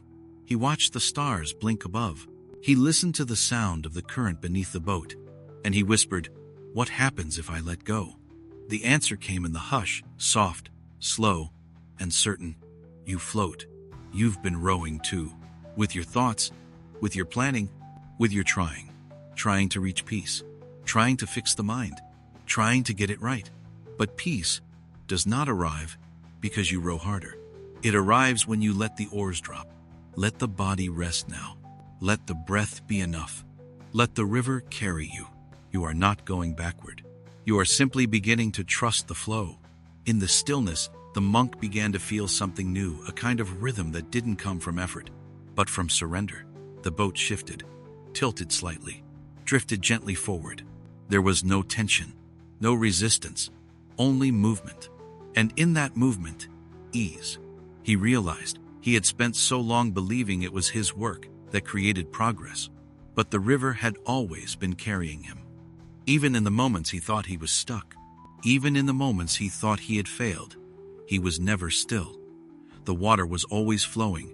You felt the same doubt, wondering if you're doing enough, worrying you're not calm enough, telling yourself you must try a little harder to deserve rest.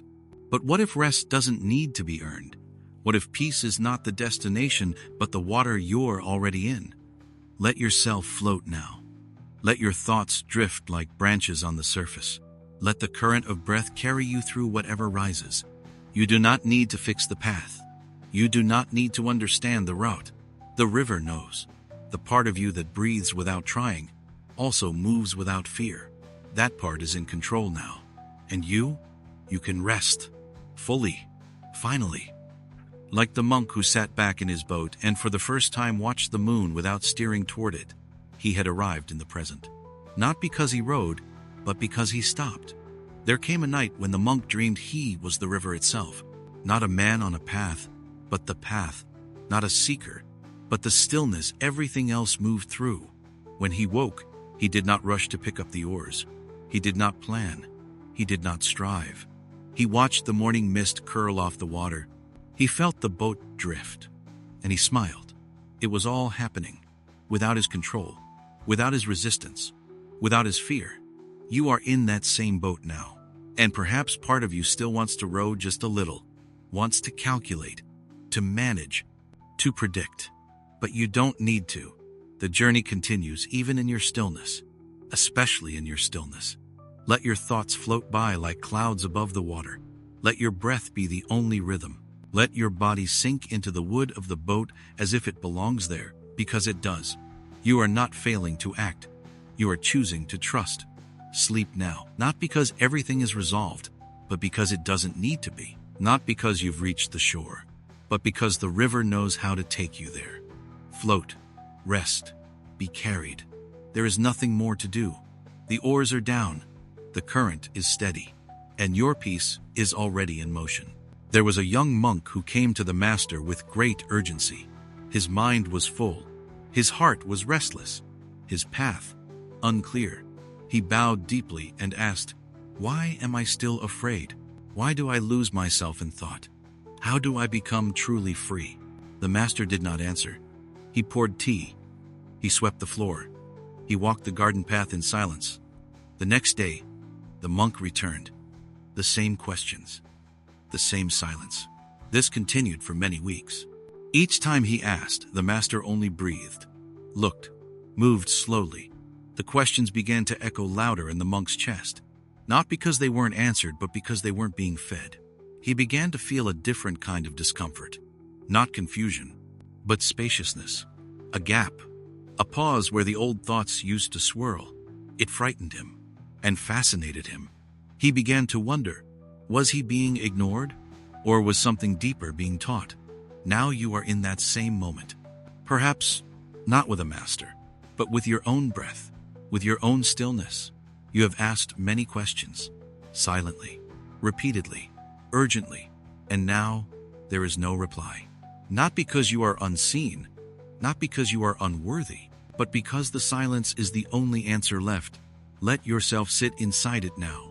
Let the unanswered question settle like a feather on still water. Don't rush to pick it back up. Don't rush to explain. There is wisdom in the quiet space where thought once tried to prove something. Days passed, then weeks, and the monk stopped asking aloud, not out of defeat, but because something in him had gone quiet. The questions still came, but he no longer chased them. He no longer waited for replies. He began to notice the way silence held everything, the way the master never offered solutions, yet somehow nothing felt missing. He realized he had mistaken answers for healing. He had mistaken explanation for peace. But now he saw the truth. Stillness doesn't explain. It unfolds. It does not speak, but it listens completely. You've been listening for a reply from the world, from the breath, from within. But what if there's nothing left to be said? What if the deepest wisdom doesn't respond, it receives? Let your body become that kind of silence. Let your mind stop debating what needs no decision. Let your breath be the only sound in a room full of letting go. The master never answered. And yet the monk changed. Not from knowing, from being. Not from truth spoken, but from truth held without effort. Tonight, you are being held in the same silence. Let it hold your questions like a bowl that doesn't need to spill. Let it surround you like a sky that asks for nothing. Peace comes not when the question is resolved, but when it is no longer demanded. There came a morning when the monk sat alone beneath the Bodhi tree. The master had gone on walking the path beyond the monastery, and the monk was left with nothing but birdsong and wind. The old questions rose again like habits, like echoes. But this time, he smiled. Not because he found the answer, but because he no longer needed one. He had learned to sit inside the unknown, to stop poking holes in silence just to fill them with noise, to let his breath be the final teacher. And now so do you. There is nothing wrong with having questions, but the more you demand replies, the further you drift from the quiet that holds what can never be spoken. Sleep now. Let the mind soften. Let the thoughts come and leave without being solved. Let the unanswered space be enough. You are not waiting for insight anymore. You are returning to the part of you that never needed it. No final line, no final teaching, no reply. Just breath, just presence, just you, still, whole, already here. There was a student who wandered the monastery grounds for years. He searched for peace, for silence, for the moment when his mind would stop fighting. Each morning, he bowed before the master and asked the same thing. How do I reach it? The master would only smile and point beyond the garden wall. Through there, he'd say, on the other side. So the student walked, circled, stared at the high stone wall at the edge of the monastery. He tried to climb it, tried to dig under it, tried to imagine what was waiting beyond, but it would not budge, and he could not see. Still, he believed the master. He believed peace was beyond the wall. He believed one day he'd earn the right to pass through, and so he stayed, in a state of almost enlightened, almost free, almost there, but never quite. Now feel into this moment. You may be standing before your own version of that wall, a feeling of separation, a belief that stillness is over there beyond effort, beyond discipline, beyond your current state. But pause. Look again. What if the wall you've been staring at was never solid, never real? What if you've been blocked by a thought, not a truth? Let this part of the journey be soft. Let the wall become curious, porous, not an obstacle, but a question. Let your breath touch its surface. Let your awareness begin to see the illusion for what it is. There came a morning when the student sat at the base of the wall and simply watched. He no longer tried to overcome it. He just breathed. And in the quiet, he noticed something he had never seen before. A crack, tiny, silent. But there, he leaned in, touched the stone, and the moment his finger met the surface, it gave, not like stone, but like smoke. He pulled his hand back, stared, then pushed gently again. And this time, his hand passed through. The wall was never stone. It had always been thought, projection. An idea built by the mind to protect itself from what was already within. He stepped through, and there nothing. No garden, no path, no treasure. Just air, just presence, just himself. Exactly the same as before, but free. You may be realizing now, your own mind created the wall. Every, not yet. Every, I still have to. Every, once I fix this, then I'll rest. All of it was a veil, and now, the light is coming through. Let it touch you. Let it warm the places that believe they were separate. You are not outside the temple. You are the temple. You are not on the path to peace. You are where peace begins. The wall was never there. Let that truth move through you like a breeze through open windows. After the wall vanished, the student sat in the same spot, but something in him had shifted. He no longer saw himself as far, as becoming, as unworthy. He had nothing to prove, nothing to reach. And that, strangely, was the moment he felt whole. You've tried so hard to earn peace, to chase silence, to deserve sleep, but peace was never behind the wall. It was always in the breath you're taking now, in the space between effort, in the gap where nothing is needed and everything is already here. Let yourself rest in that space. Float there. No wall, no gate, no master holding back wisdom, only you, returning to what was never gone. If thoughts arise, don't treat them like guards. They're not stopping you. They're simply wind passing by an open door. Let them come. Let them pass. You are not outside anymore. You are not beneath anything. You are not waiting. You are here. And here has always been enough. Sleep now. Let the illusion fade.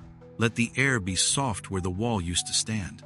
Let the body know what the mind forgot: you were never separate. There was once a small fish who swam through the sea with a deep, aching question in his heart. "Where is the ocean?" he asked. "I must find it." He asked the older fish, but they only smiled. He asked the faster fish, but they swam too quickly to answer. So he swam and swam, through reefs and caverns, past shimmering schools and ancient wrecks, always asking, always searching. "I know the ocean must be out there," he thought. "Maybe beyond that ridge. Maybe beneath that shadow. Maybe in the quietest place no one has gone." He grew tired, but he didn't stop. He believed the search was sacred, that the very struggle would earn him the right to arrive. You've searched too, for silence, for peace, for that moment when everything softens and you can finally rest. But peace is not earned like a prize. It is remembered like a breath you forgot you were breathing. Still, the fish continued, until one day he found a strange cave far below the sunlight, and in its center was a sleeping whale. The fish whispered, "Great one, do you know where I can find the ocean?" The whale opened one eye, blinked slowly, and said, "You are in it." The fish paused, tilted his head, laughed nervously. No, I mean the real ocean, the sacred one, the one that brings peace." The whale closed its eye and said no more. The fish left the cave unsure what to believe. Was the whale mocking him? Had he wasted his entire journey on a misunderstanding? He swam upward, back into the open blue. But something was different now.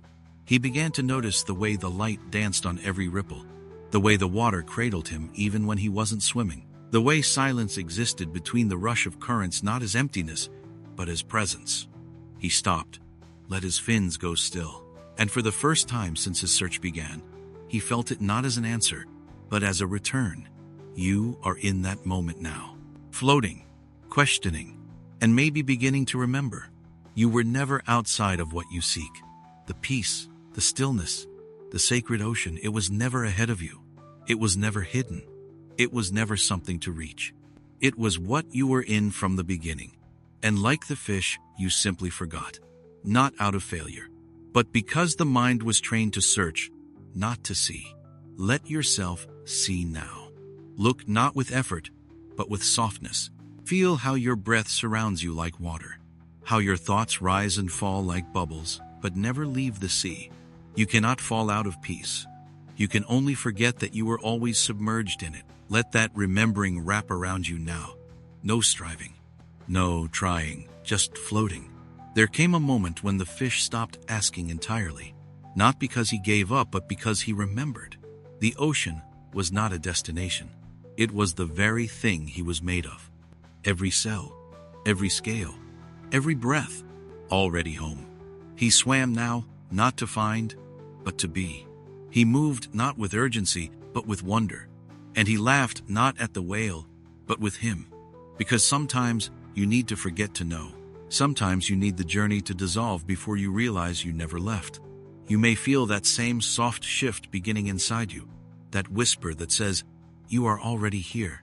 Let it speak. Let it echo through the quiet of your chest. Let it remind you your breath was the ocean all along. You did not come to find stillness. You came to remember it. Sleep now. Float gently in what has always held you. You are the fish. You are the ocean. You are the silence that searched for itself. And now you remember. In a quiet monastery, tucked between mountains and sky, a group of monks began a sacred task. They gathered around a smooth wooden platform, low to the earth, empty and bare, and from small bowls of colored sand, red, gold, indigo, white, they began to create. Not quickly, not with tools of haste. Each grain was placed with a breath, a prayer, a knowing that nothing lasts. It was called a mandala, a sacred pattern of the universe, a flower that bloomed in silence, an offering never meant to stay. For weeks they worked, morning light glinting on the grains, evening chant settling over their bent backs.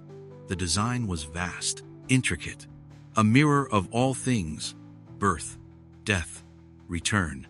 Visitors came, stood in awe, whispered reverently about its beauty. But the monks did not seek praise. They only placed sand, and bowed, and placed more. You have been placing sand too.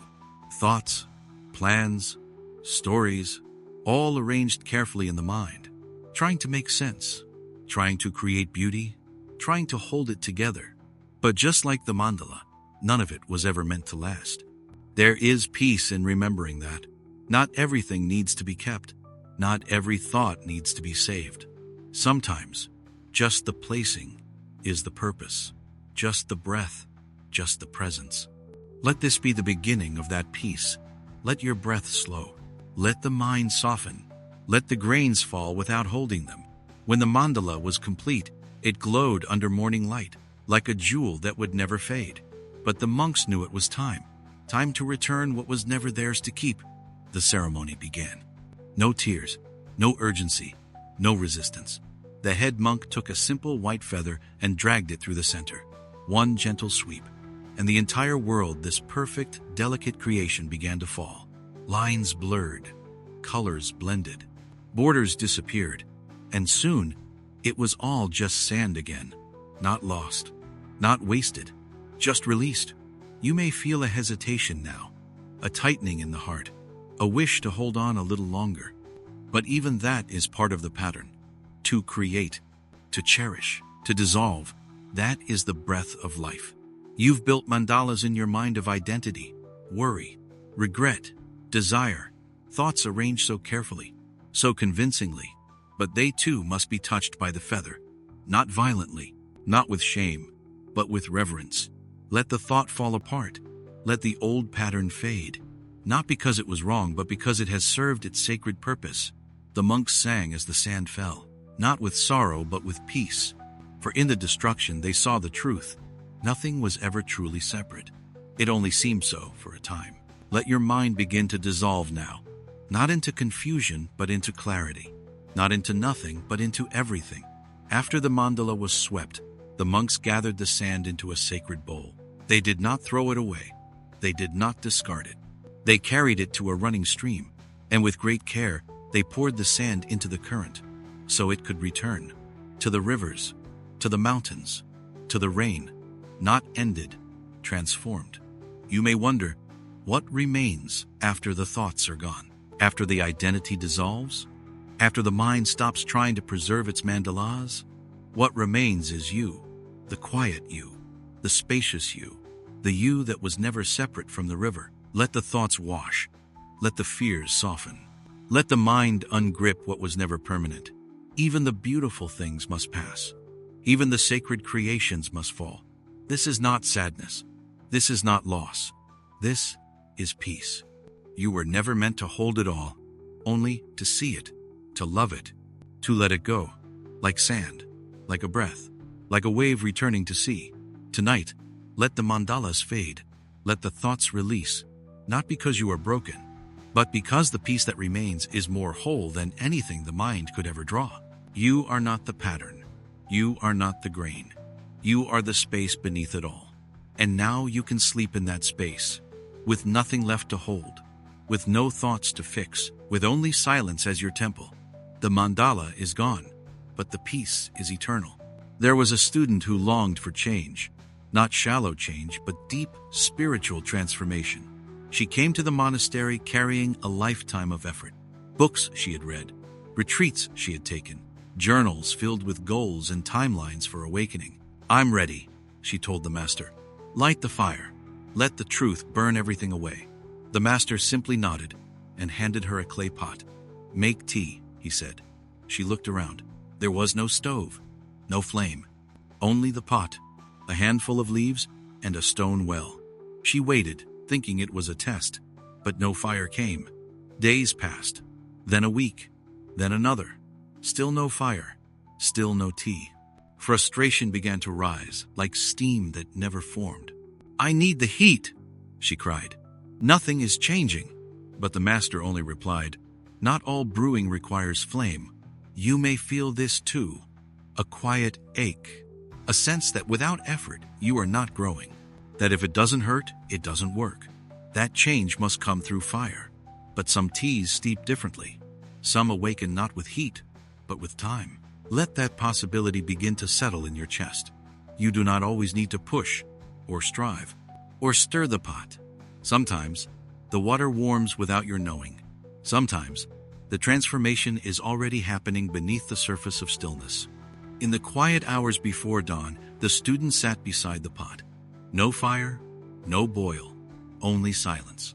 She stared into the water, searching for movement, proof, progress, but there was only stillness. And in that stillness, something unexpected. The leaves had changed, softened, opened, darkened the water with flavor. The tea was brewing, without heat, without flame, without visible effort. It was happening anyway. You, too, may be brewing. In a time of stillness, in a moment where nothing seems to move, you may believe nothing is transforming. But belief is not truth. Look deeper. Notice how the breath moves more gently now, how your body settles a little sooner each time you sit in silence, how the storms of thought pass with a bit more ease. These are the signs of steeping. No fanfare, no blaze. Just the slow release of your true nature into the water of presence. You do not need fire to be real. You do not need noise to be worthy. You only need to stay, to let the leaves rest where they are. Let yourself rest, too. You are changing even when you feel stuck. You are steeping even when you feel cold. Let this truth sink beneath thought. You are enough as you are, as you wait, as you become. One morning, the master returned. He lifted the pot, poured the tea into a small cracked cup, and held it out to the student. She hesitated. There had been no fire, no boiling, no signs of spiritual eruption. But she took the cup, sipped, and paused. It was full, rich, warm, deeper than she imagined. All this time, the leaves had steeped in the quiet warmth of being seen. All this time, she had brewed without knowing. The master smiled. Now you understand, he said. The flame is not always outside. Sometimes it is presence itself. You've waited for the fire. You've doubted the stillness. But now taste it. The change that unfolded without your pushing. The flavor of all your quiet becoming. Let it warm you. Let it remind you. You do not need to be loud to be strong. You do not need to be fast to arrive. The deepest change does not always shout. Sometimes it brews quietly, gently, lovingly. And when it's ready, it nourishes not with flame, but with depth. Sleep now, like the leaves settled in sacred water. Steep in silence, steep in presence, steep in the quiet knowing that you are already enough. The tea is ready, and it was always inside you. There was once a young monk with a notebook full of questions. They were not small ones. They were not easy. What is suffering? Why am I still afraid? How do I know if I've awakened? When will I be free? Each night by candlelight, he wrote more. The more he meditated, the more questions came. He thought this meant he was growing, that each new layer of confusion was a deeper level of the path. And so he studied, and asked, and searched. The master, an older monk with eyes like still water, would listen to each question, but rarely answered. Sometimes he smiled, sometimes he swept the floor, sometimes he pointed to the moon, and sometimes he said nothing at all. The young monk grew restless. Was the master hiding something? Was he testing him? Was the truth just one more question away? You may have felt this too, that if you could just ask the right thing, the whole mystery would unfold. That if you could just find the perfect teacher, or book, or moment, peace would arrive. But what if the search was the thing keeping peace away? What if the question was not a doorway but a mirror? The monk did not yet know, so he kept asking, and the master kept sweeping, and the moon kept rising without needing to be understood. One evening, after another full page of unanswered questions, the young monk brought his notebook to the master. His voice trembled. I have spent years asking, seeking, writing, but you do not answer. You only sweep, or smile, or say nothing. Please, he said, just tell me one thing. Why won't you respond? The master looked at him, not with judgment, not with amusement, but with a deep quiet that made the room feel like dusk had bowed its head. And then he spoke. You did not come here for answers. You came here to see the one who is asking. The monk froze. He thought of his questions, all the pages, all the seeking, and suddenly they felt light. Like leaves falling from a tree, he didn't know he was climbing. You may feel it now. A soft shift, a gentle turning inward. What if the one asking was not broken, not lacking, not separate from the answer itself? What if there was no answer, because there was never a real question, only a forgetting of your wholeness? The master rose, walked slowly to the small garden. He picked up a bowl of still water, held it up, and said, "This is your mind when it stops searching." And then he let a single drop fall. Ripples moved outward, but the water did not lose itself. It simply received, responded, returned.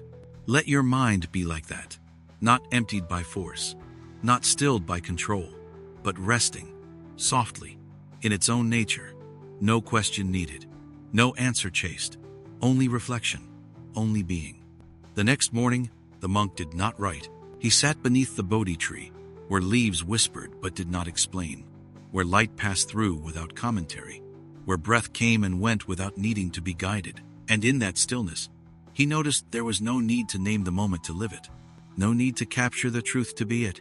He watched thoughts rise small, eager questions that once felt urgent, but they dissolved before reaching the surface, because something deeper had emerged, not an answer, not a conclusion, but a presence that asked nothing and gave everything.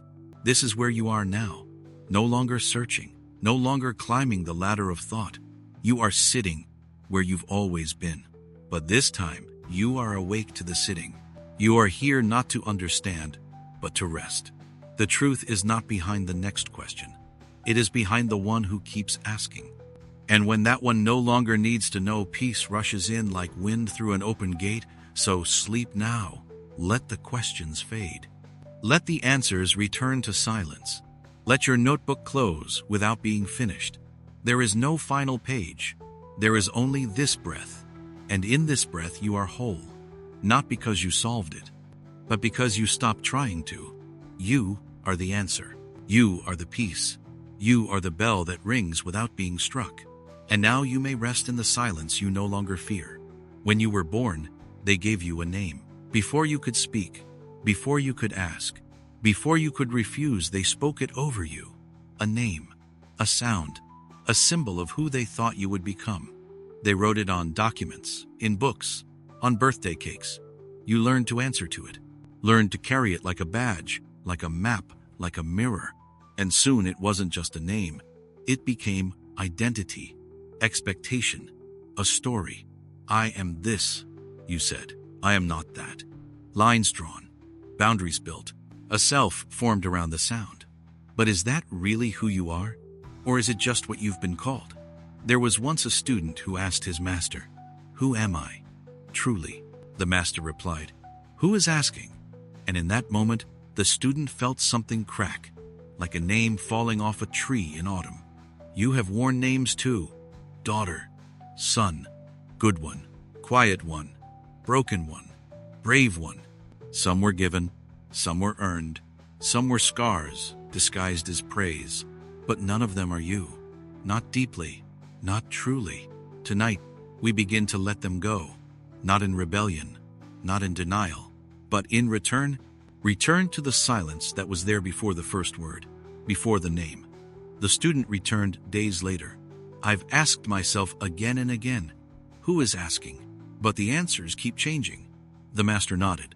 They must, he said, because the one asking is not a thing to be named. It is the space in which names appear. You have felt this. One day, strong. The next, uncertain. One day, the achiever. The next, the one who couldn't. Names shift. Roles dissolve. Even the voice in your head, that old narrator, speaks in borrowed lines. You say, I am anxious. I am lost. I am tired. But pause. Is that identity or just experience? What if I am was enough? Without the attachment, without the costume. Breathe. Let the old names drift by like clouds. I am is not a cage. It is a window. You do not need to finish the sentence. Just rest in the presence of being. Not being this, not being that, just being. When the student brought more questions, the master simply handed him a mirror. Look, he said, but do not speak. The student looked. At first he saw his face, his name, his familiar form, but in the silence, the labels peeled away. He saw eyes but not his. He saw breath but not his. He saw presence and it had no name. Can you feel that now? That beneath everything you've been called there is only space? Not empty, not numb, but whole. This is the self that sleeps deeply, because it has nothing left to protect, no story left to uphold, only peace. In the final days of his training, the student returned with no questions, no notebook, no name to offer. He bowed and sat. The master smiled. "You've arrived," he said, "but not here. You've arrived in the silence beneath yourself." The student did not reply. There was no one left to answer. You do not need to erase your name. You do not need to reject it. Let it float like a leaf on the surface of a pond. You are the water beneath. The name may be used for letters, for calls, for introductions, but in the sacred night, in the temple of sleep, you return to what cannot be named. A breath, a presence, a gentle knowing that you exist before all labels. This is freedom, not dramatic, not grand, just soft, like a thread coming loose in the robe of the ego. Let your thoughts soften now. Let the stories fade. Let even your name become a sound you no longer chase. You are not the thinker. You are not the role. You are not the name that others gave or you upheld. You are what remains when all of it falls away. And that is not nothing. That is everything. Sleep now, not as the name you've carried, but as the being you've always been. Silent, whole, unwritten. There once was a small candle placed in the center of a darkened temple. It had burned for many years. Softly, quietly, never drawing attention. Just enough light to keep the shadows honest. Just enough warmth to remind the monks they were not alone. One evening, a young monk sat before it, tired, worn from days of thought and restless prayer. His mind filled with fog, his heart heavy with seeking. He watched the flame as it danced. It trembled, bent sideways, dipped low. He whispered, "Are you going out?" But the candle did not answer. It flickered, then steadied. And he realized it had always done this. It had always bent and trembled, but it never disappeared. You may feel like this now, that your light is fading, that your thoughts have dimmed, that you are slipping into a sleep where even yourself cannot be found. But listen, this is not the end of your light. This is the beginning of something quieter, deeper. There is a part of you that thinks, and there is a part that simply glows. You are not the flicker. You are the fire. Night thickened outside the temple walls. The wind pressed gently against wooden shutters. The monks had long since gone to sleep, but the young monk remained, watching the candle. He whispered to it, "Sometimes I can't find myself. My mind disappears. My thoughts become quiet. I forget who I am." The flame swayed, not in answer but in rhythm, as if it had always known how to listen. You may feel that forgetting, too. As you drift, the stories fall away. The names, the questions, the little strings that once held you to the day. But that's not loss. That's arrival. What leaves is what you never needed. What stays is what was never lit because it has always burned. You are not the memory. You are not the role. You are not even the mind that speaks your name. You are the quiet heat in the center of the chest, the part of the candle that glows even when the room forgets why it was lit. Let the darkness be your companion, not your enemy, not your fear. Let it sit beside you like a monk who needs no words. And in that companionship, notice, the flame still burns. Hours passed, and eventually the young monk fell asleep beside the candle. No final prayer, no spoken goodbye, just the stillness of one who no longer needed to understand. In the silence, the flame leaned, then straightened, and burned on. Not brightly, not loudly, but with a quiet that warmed the very walls of the temple. This is who you are. Not the breath that rises and falls, but the stillness between. Not the voice that speaks, but the silence that remains after it has stopped. You do not need to hold on. The candle was never held. It simply was. Let your body rest now. Let your breath soften. Let thought walk itself to the edge of night and fall. not into emptiness but into light without shape. You may not remember who you are when you wake, but the flame will remember. It always does, because it is not memory, not mind, not self. It is being, and being does not burn out. The candle glows, not for the room, not for the world, just because it is what it is. So sleep, not as the one who tries, but as the one who simply shines. Even in forgetting, even in stillness, even in sleep, there is a question that monks carry like a lantern through the dark, not to answer it, not to explain it, but to walk beside it until it disappears. The Final Koan, not given by a teacher, not found in a book, but whispered from the edge of silence. Who is thinking now? The question comes not from confusion, but from stillness. You are almost asleep. The body has softened. The stories have quieted. And still there may be thoughts. Soft ones. Floating ones. Like feathers on a late wind. And maybe you still follow them. But tonight pause. Not to catch them. Not to chase. Just to turn inward and ask, without needing to know, who is thinking now? Not what are the thoughts. Not why they come. Just who. Not your name. Not your history. Not even you, in the usual way. Just the watcher. The one behind the movement. The breath behind the word. The silence beneath the thought. This question is not sharp. Not urgent. Not loud. It is like moonlight touching still water. You do not grasp it. You rest with it. And in that resting you begin to dissolve. The student sat beneath the Bodhi tree, not asking for teachings, not seeking peace, just watching. Thoughts rose, some fast, some tender, some confused, and then something strange. He saw the thought but didn't become it. It passed by, like a bird flying across a wide sky, and he remained, not as the bird, not as the sky, as the space in which both appeared. Another thought came. It asked, "Am I doing this right?" But the student did not answer. He only breathed. And the thought faded on its own. You may feel that now. A part of you that once grabbed every thought like it was important is letting go. A new part is here. One that does not need to think the thinking. It only witnesses. And it knows without knowing. This is what the master meant when he said, "Watch the thought that watches itself." At first, it sounds like a riddle, but then you feel it, not mentally, not as logic, but as presence. You are still here, even without grasping, even without thinking. And maybe, especially then, let the thoughts be. Let them arise if they wish, but ask softly, like a breeze asks the leaves, "Who is thinking now?" And do not answer. Just feel what remains after the question. In the old Zen temples, monks were taught to meditate not until answers came, but until questions fell silent. They were given koans not to solve, but to dissolve within.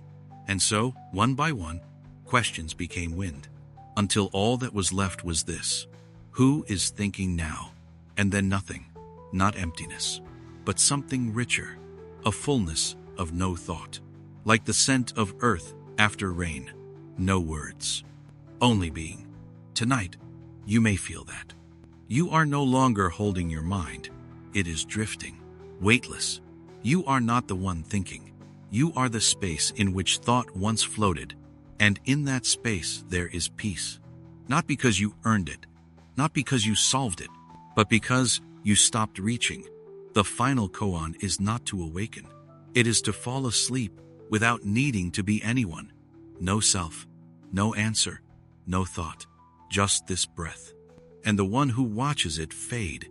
Sleep now, without your mind, without your story, without even your name.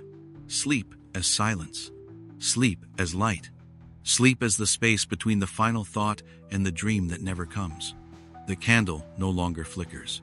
The bell no longer waits. The koan has been asked, and now it dissolves into you. Who is thinking now? No one, only stillness. There is a quiet bell that rings not in temples but within. It does not call monks. It does not echo through stone. It calls attention back to the moment thought begins. It rings when a thought first appears. Not loud, not dramatic, just there, forming. like mist curling from the earth before the sun has fully risen.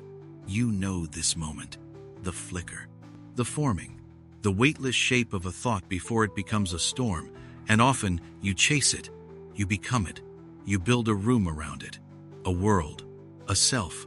But tonight, you are not the thought. You are the one who sees it coming. There was a monk who asked his student, "When a thought arises, do you rise with it?" The student paused. He had always thought so. The monk smiled. "Then you've mistaken the ripple for the ocean. Let us sit together now, not to stop thought, not to fear it, not to silence it, but to notice, to let each thought rise as it will and watch without becoming. This is not distance. This is return. You are not far from yourself. You are closer than the thought that tries to describe you. You are the sky, not the weather. Breathe and let the first ripples form. You are ready." In a quiet forest temple, a student sat still for many days, trying to stop his thoughts. Every time a memory came, he fought it. Every time an idea came, he scolded it. He grew tired. The master saw him and placed a cup of water in front of him. He stirred the water gently until ripples spread. Then he said, "Now, try to make it still." The student waited, but the water remained restless. "Now," the master said, "watch it." And slowly, without force, the water calmed. This is the way of thought. You do not fix it. You do not fight it. You watch. And in that watching, something opens. Something more true than silence. More still than sleep. You realize, there is the thought. And then, there is the one who sees it. Not as two, but as space and movement. You do not need to judge. You do not need to name. Just rest as the watcher.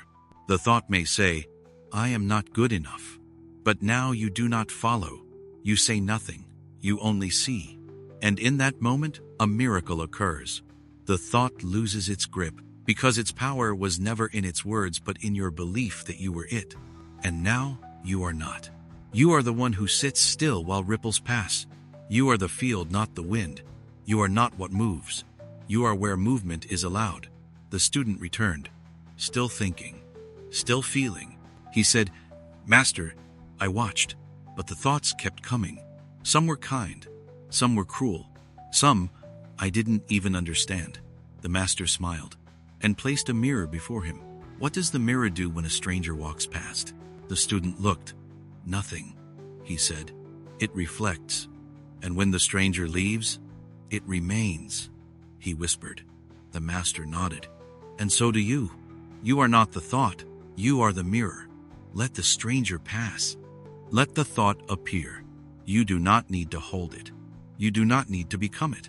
There is a stillness in you that is not broken by movement, a space that welcomes but does not cling. Let yourself rest in it now.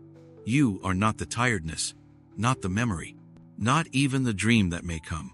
You are the space into which all things appear and all things leave.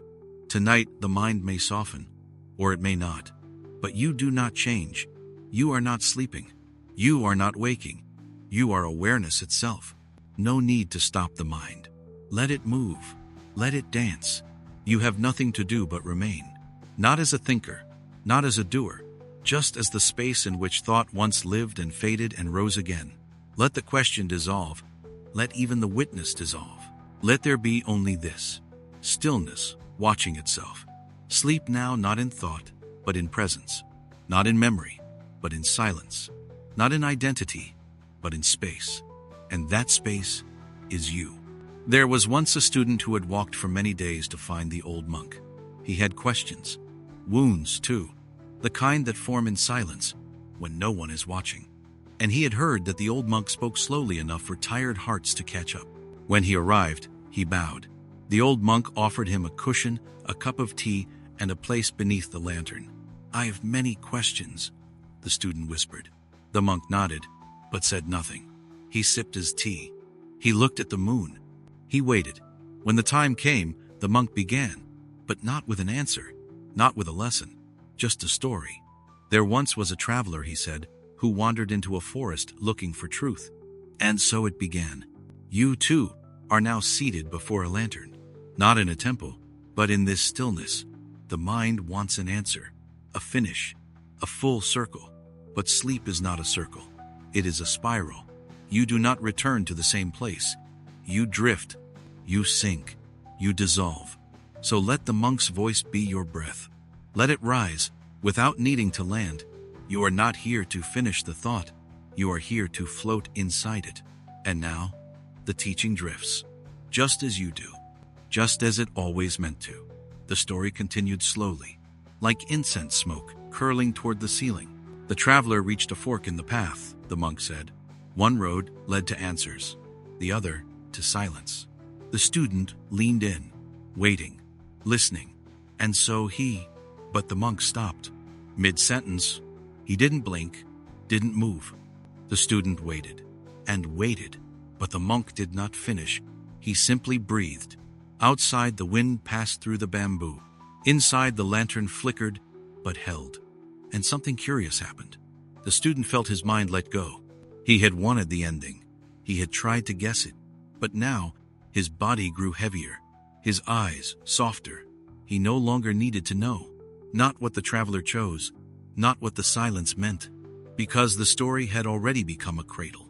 And the unfinished sentence was more soothing than any conclusion. You may feel that now. A part of your mind reaching just slightly, hoping for something final, resolved, complete. But tonight, there is no full stop, just the comma of a breath, just the space between words, just the sentence that never needs to end. Let your thoughts trail off. Let your breath fade. Let the story remain beautifully incomplete. The student awoke hours later. The monk was still sitting, eyes closed, breathing. No word had ever been added, no ending ever told. But the student felt strangely whole, not because the story resolved, but because he had. Because something inside him had finally stopped grasping. There are teachings that never finish, stories that never conclude, and sleep is one of them. You are not here to finish this thought. You are here to fall inside it. The sentence is still drifting. Somewhere in the quiet corners of your mind, it wanders, not needing punctuation, not needing applause, only breath and time and the soft dimming of awareness. So if your mind tries to return to complete, to resolve, whisper to it, like the monk did, and then pause. Let the rest fall into silence. There is no need to finish the lesson. The lesson was never in the words. It was in the space where your grip was loosened, where your thought fell asleep mid-sentence. Sleep now. Not because the story ended, but because it didn't. Because there was no more to chase. Because this silence was always enough. You do not need to finish. You do not need to know.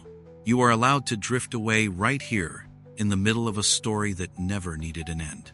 There is a moment at the end of every journey where words no longer matter, not because they weren't beautiful, but because they were never the point.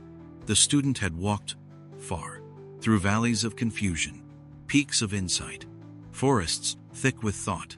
He had listened, he had wept, he had watched the moon reflect in the stillness of bowls, but tonight there were no teachings left, just the master, and the breath between them. The student asked no questions, and the master gave no answer. He only leaned close and whispered, "What you were chasing was silence all along." The words didn't ring like truth, they dissolved like mist, not a revelation, but a vanishing. And the student felt it not as understanding, but as loosening. A thread snapped, a name unraveled, a thought no longer needed to return. You may feel it now. The long walk of your thoughts is quieting, and in place of seeking a softness has come. You were never trying to be someone, only trying to stop being everything. And now you can. Let the whisper echo, not in your ears, but in the space where your name used to be. What you were chasing was silence all along. The student did not speak. His lips parted, but there was no sound to return, because nothing needed saying. Not anymore. He had always believed that peace would come as an answer, a truth, a teaching, but now he felt it coming as forgetting. The forgetting of effort, of fixing, of even being a student. The master did not explain, only watched, as the student's eyes began to blur with stillness. Not sleep, not thought, something older, something wordless. like remembering what it felt like before the name, before the striving, before the self that tried to heal itself. You are close now, not to a realization, but to a release. There is no more to fix, no more to repeat, not even peace to find, just space. Sacred space where you're allowed to stop remembering who you thought you were. Let it fade. The need to label, the urge to narrate, the habit of being someone. None of it needs to follow you. Let the I rest. Let the me go. Let thought forget to return. And when it does, welcome it gently, then watch it drift like a feather caught in sleep's breath. You are no longer in a story. You are the stillness that watched every story pass through. And now, the pages stop turning, because there is nothing left to be said. Only this: you are not gone. You are free. There is a place in every temple that no one enters with shoes or questions or names. It is not marked by stone or gate. It lives at the edge of the breath before sleep. You are here now. The master has stepped back. Even his whisper has become part of the silence. Nothing more will be said, because what comes next cannot be spoken. Not because it is secret, but because it is you. The you before thoughts, before labels, before birth and breath. The part that never left, only forgot itself in the mirror of mind. Let the mirror fall. Let the image disappear. No breaking, no fear. Just the gentle dissolving of something you no longer need. Do not try to stay awake. Sleep is not the end of awareness. It is the return of everything you buried under effort. Let go of trying. Let go of arrival. There is no threshold you must cross, because you were always on the other side. The whisper fades now, not because it was lost, but because you heard it. What you were chasing was silence all along. And now, you are no longer chasing. You are the silence, the breath, the space. Sleep here, not beneath thought, not beneath memory. Sleep as presence, without face, without name. And if a thought returns before the last breath, let it pass, and do not follow, because you are already gone, gone into the sacred that never ends. There is something that never moved, even as your life rushed forward. It was there when your heart raced, when your mind spiraled, when the world seemed too loud to bear. It was not the thought, not the feeling, not the pain. It was the space that held it all. There was a monk who once sat as the monastery burned. They asked him, "Why didn't you run?" He said, "I was already where fire cannot reach." You know this place, not in words, not in thought, but in memory older than language.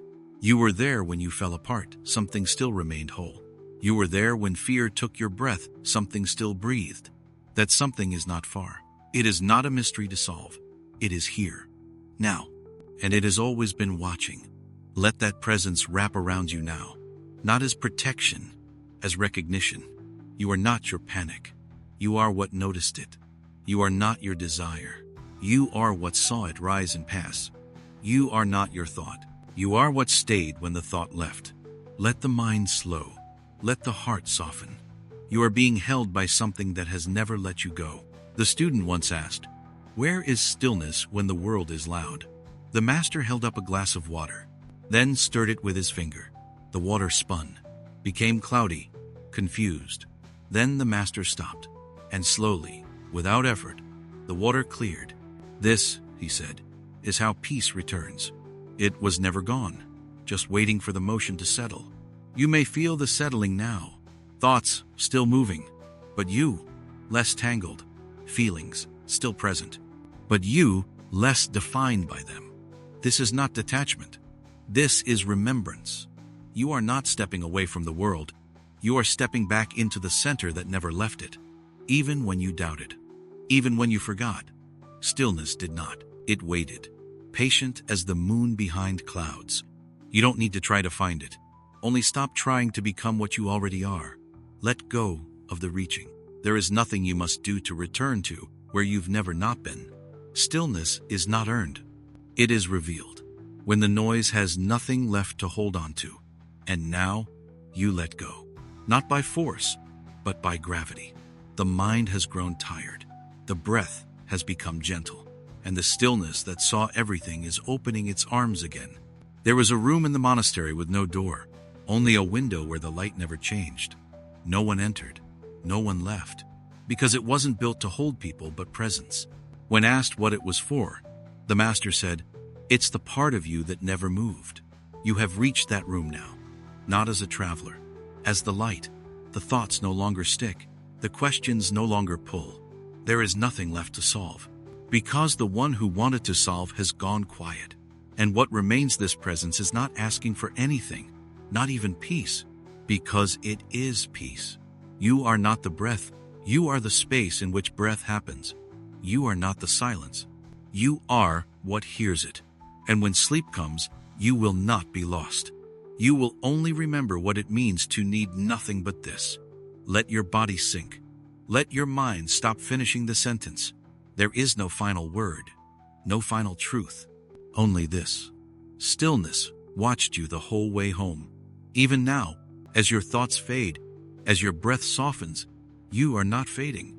You are returning. And the presence that saw everything welcomes you without a word. Sleep, not as escape, but as recognition. You were the witness. You are the witness. You will always be the stillness that saw everything. In a small mountain temple, far from cities and clocks, a group of monks gathered each evening for the Dharma talk. The teacher, old and soft-spoken, would speak in slow circles, stories, parables, questions without answers. And every evening, one monk, the youngest, would fall asleep before the second sentence. At first, they found it funny. Then, they grew annoyed. "Why is he even here?" they whispered. "He should try harder. He's wasting the master's words."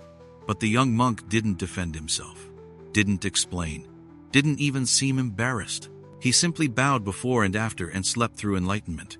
You may smile, because you know this monk. Perhaps you are him. Each night, you arrive with the intention to listen, to grow, to transform, to find stillness. And yet somewhere between the breath and the story, you drift.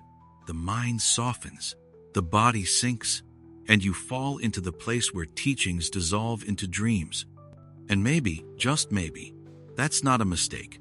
Maybe that's devotion in disguise. One evening, a senior monk spoke up. "Master," he said, "this young monk sleeps through every teaching. Should we correct him?" The master did not frown, did not scold. He smiled, then laughed. A deep belly laugh that surprised even the birds outside the window. "Ah," the master said, "perhaps he's the only one listening correctly." Silence fell like petals. The older monks looked at each other and then at the sleeping monk, whose head was tilted just so, as if dreaming of nothing. The master poured tea. "You all try so hard," he said, "to understand, to remember, to hold the words like water in your hands. But he lets the cup spill, and somehow, his robes still smell of tea. You may laugh too, softly, because maybe, all this time, you've been trying to stay awake for something meant to be dreamed through.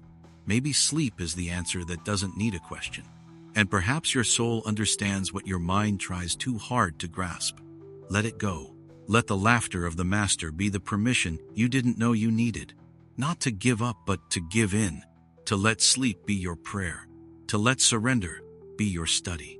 In the months that followed, the young monk kept sleeping, and the others began to envy his peace, because while they tossed with questions, he dreamed like a mountain dreams of snow, and eventually, they stopped waking him, because they saw something was happening in that stillness. Not words, not lessons, but presence. You are here now, not to pass a test, not to remember everything, but to remember this. The most spiritual thing you can do tonight is rest, not because you've earned it, but because you never had to. Let sleep be your teacher. Let the body become light. Let the mind forget its name. And when you drift, don't fight it. Whisper to yourself, as the master once did. Perhaps this is the only way to truly hear. The monk slept through every Dharma talk, and one day, they say, he never woke up. But no one cried, because they believed he had simply entered the final teaching, the one he had always been listening to with closed eyes. You may do the same. Not out of failure, but out of grace. Sleep now. Not after the story ends, but before it needs to. No shame, no effort, no striving. Just the quiet smile of one who understands. Sometimes, the soul hears best when the mind is finally asleep. It has been a long walk. You have followed thought after thought, like stones across a river.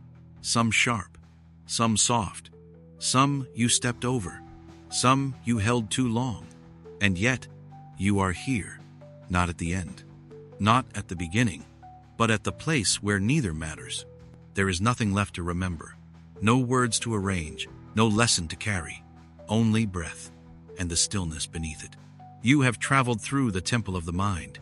Each room offered its illusion. A room for solving, a room for fixing, a room for proving you exist. But one by one you passed through, and the doors behind you did not lock. They dissolved. Now you sit in the final chamber. There are no more walls, no more echoes, only space, only air, only this. Can you feel it? Not around you, but as you. You are not being held by the silence. You are the silence. The stories you believe that you are broken, that you must become, that something is missing have grown tired. They are sleeping now. And you are still awake in the most sacred way, not as the one who speaks, but as the one who no longer needs to. There was once a monk who forgot his name, not from age, not from illness, but from peace. He sat so long beneath the sky that the labels fell away. One morning a visitor asked, "Who are you?" The monk smiled, then looked up, as if to ask the clouds for the answer, but they said nothing. And that was enough. You may forget tonight too. Forget what hurt, forget who said what, forget the noise of becoming, not as a failure but as a return. The breath continues, the body softens, and your name becomes a soft shape in the mist. You no longer need to carry it. It has done its work, and now it bows. You are not your name. You are not the roles you played in daylight. You are not the effort to be loved, or the pain that asked for proof. You are the silence that held it all. And now that silence asks for nothing. You don't need to heal tonight. You don't need to arrive. You only need to fall into the space that has always waited for your surrender. The space that does not ask who you are, because it already knows. And it knows there is no one left to ask. Only breath, only sleep, only the soft hum of what you've always been. Tonight you are not walking. You are not searching. You are not thinking. You are being held. By what? Not by hands, not by logic, not by names, by the silence that watched you even when you forgot how to see. There is no next step, no next answer. There is only this moment without a center, without a shape. Sleep now, not as the person who began this journey, but as the one who no longer needs to begin. The thoughts have slowed. The effort has ended. There is no breath to control. It moves without you. There is no mind to empty. It empties on its own. There is no self to dissolve. It was never there to begin with. Only this quiet, this invisible, eternal presence. And it is you. All along, it was you. Not the one who struggled, not the one who rose and fell, but the one who remained when all else was gone. This is not sleep. This is home. You do not need to return. You never left. So now, let the last words fade. Let the final thought unwind. Let your body become the silence. Let your soul become the breath beneath the breath. And let this be your blessing. You are no longer your thoughts. You are the silence they came from. Now sleep. The bell will not ring.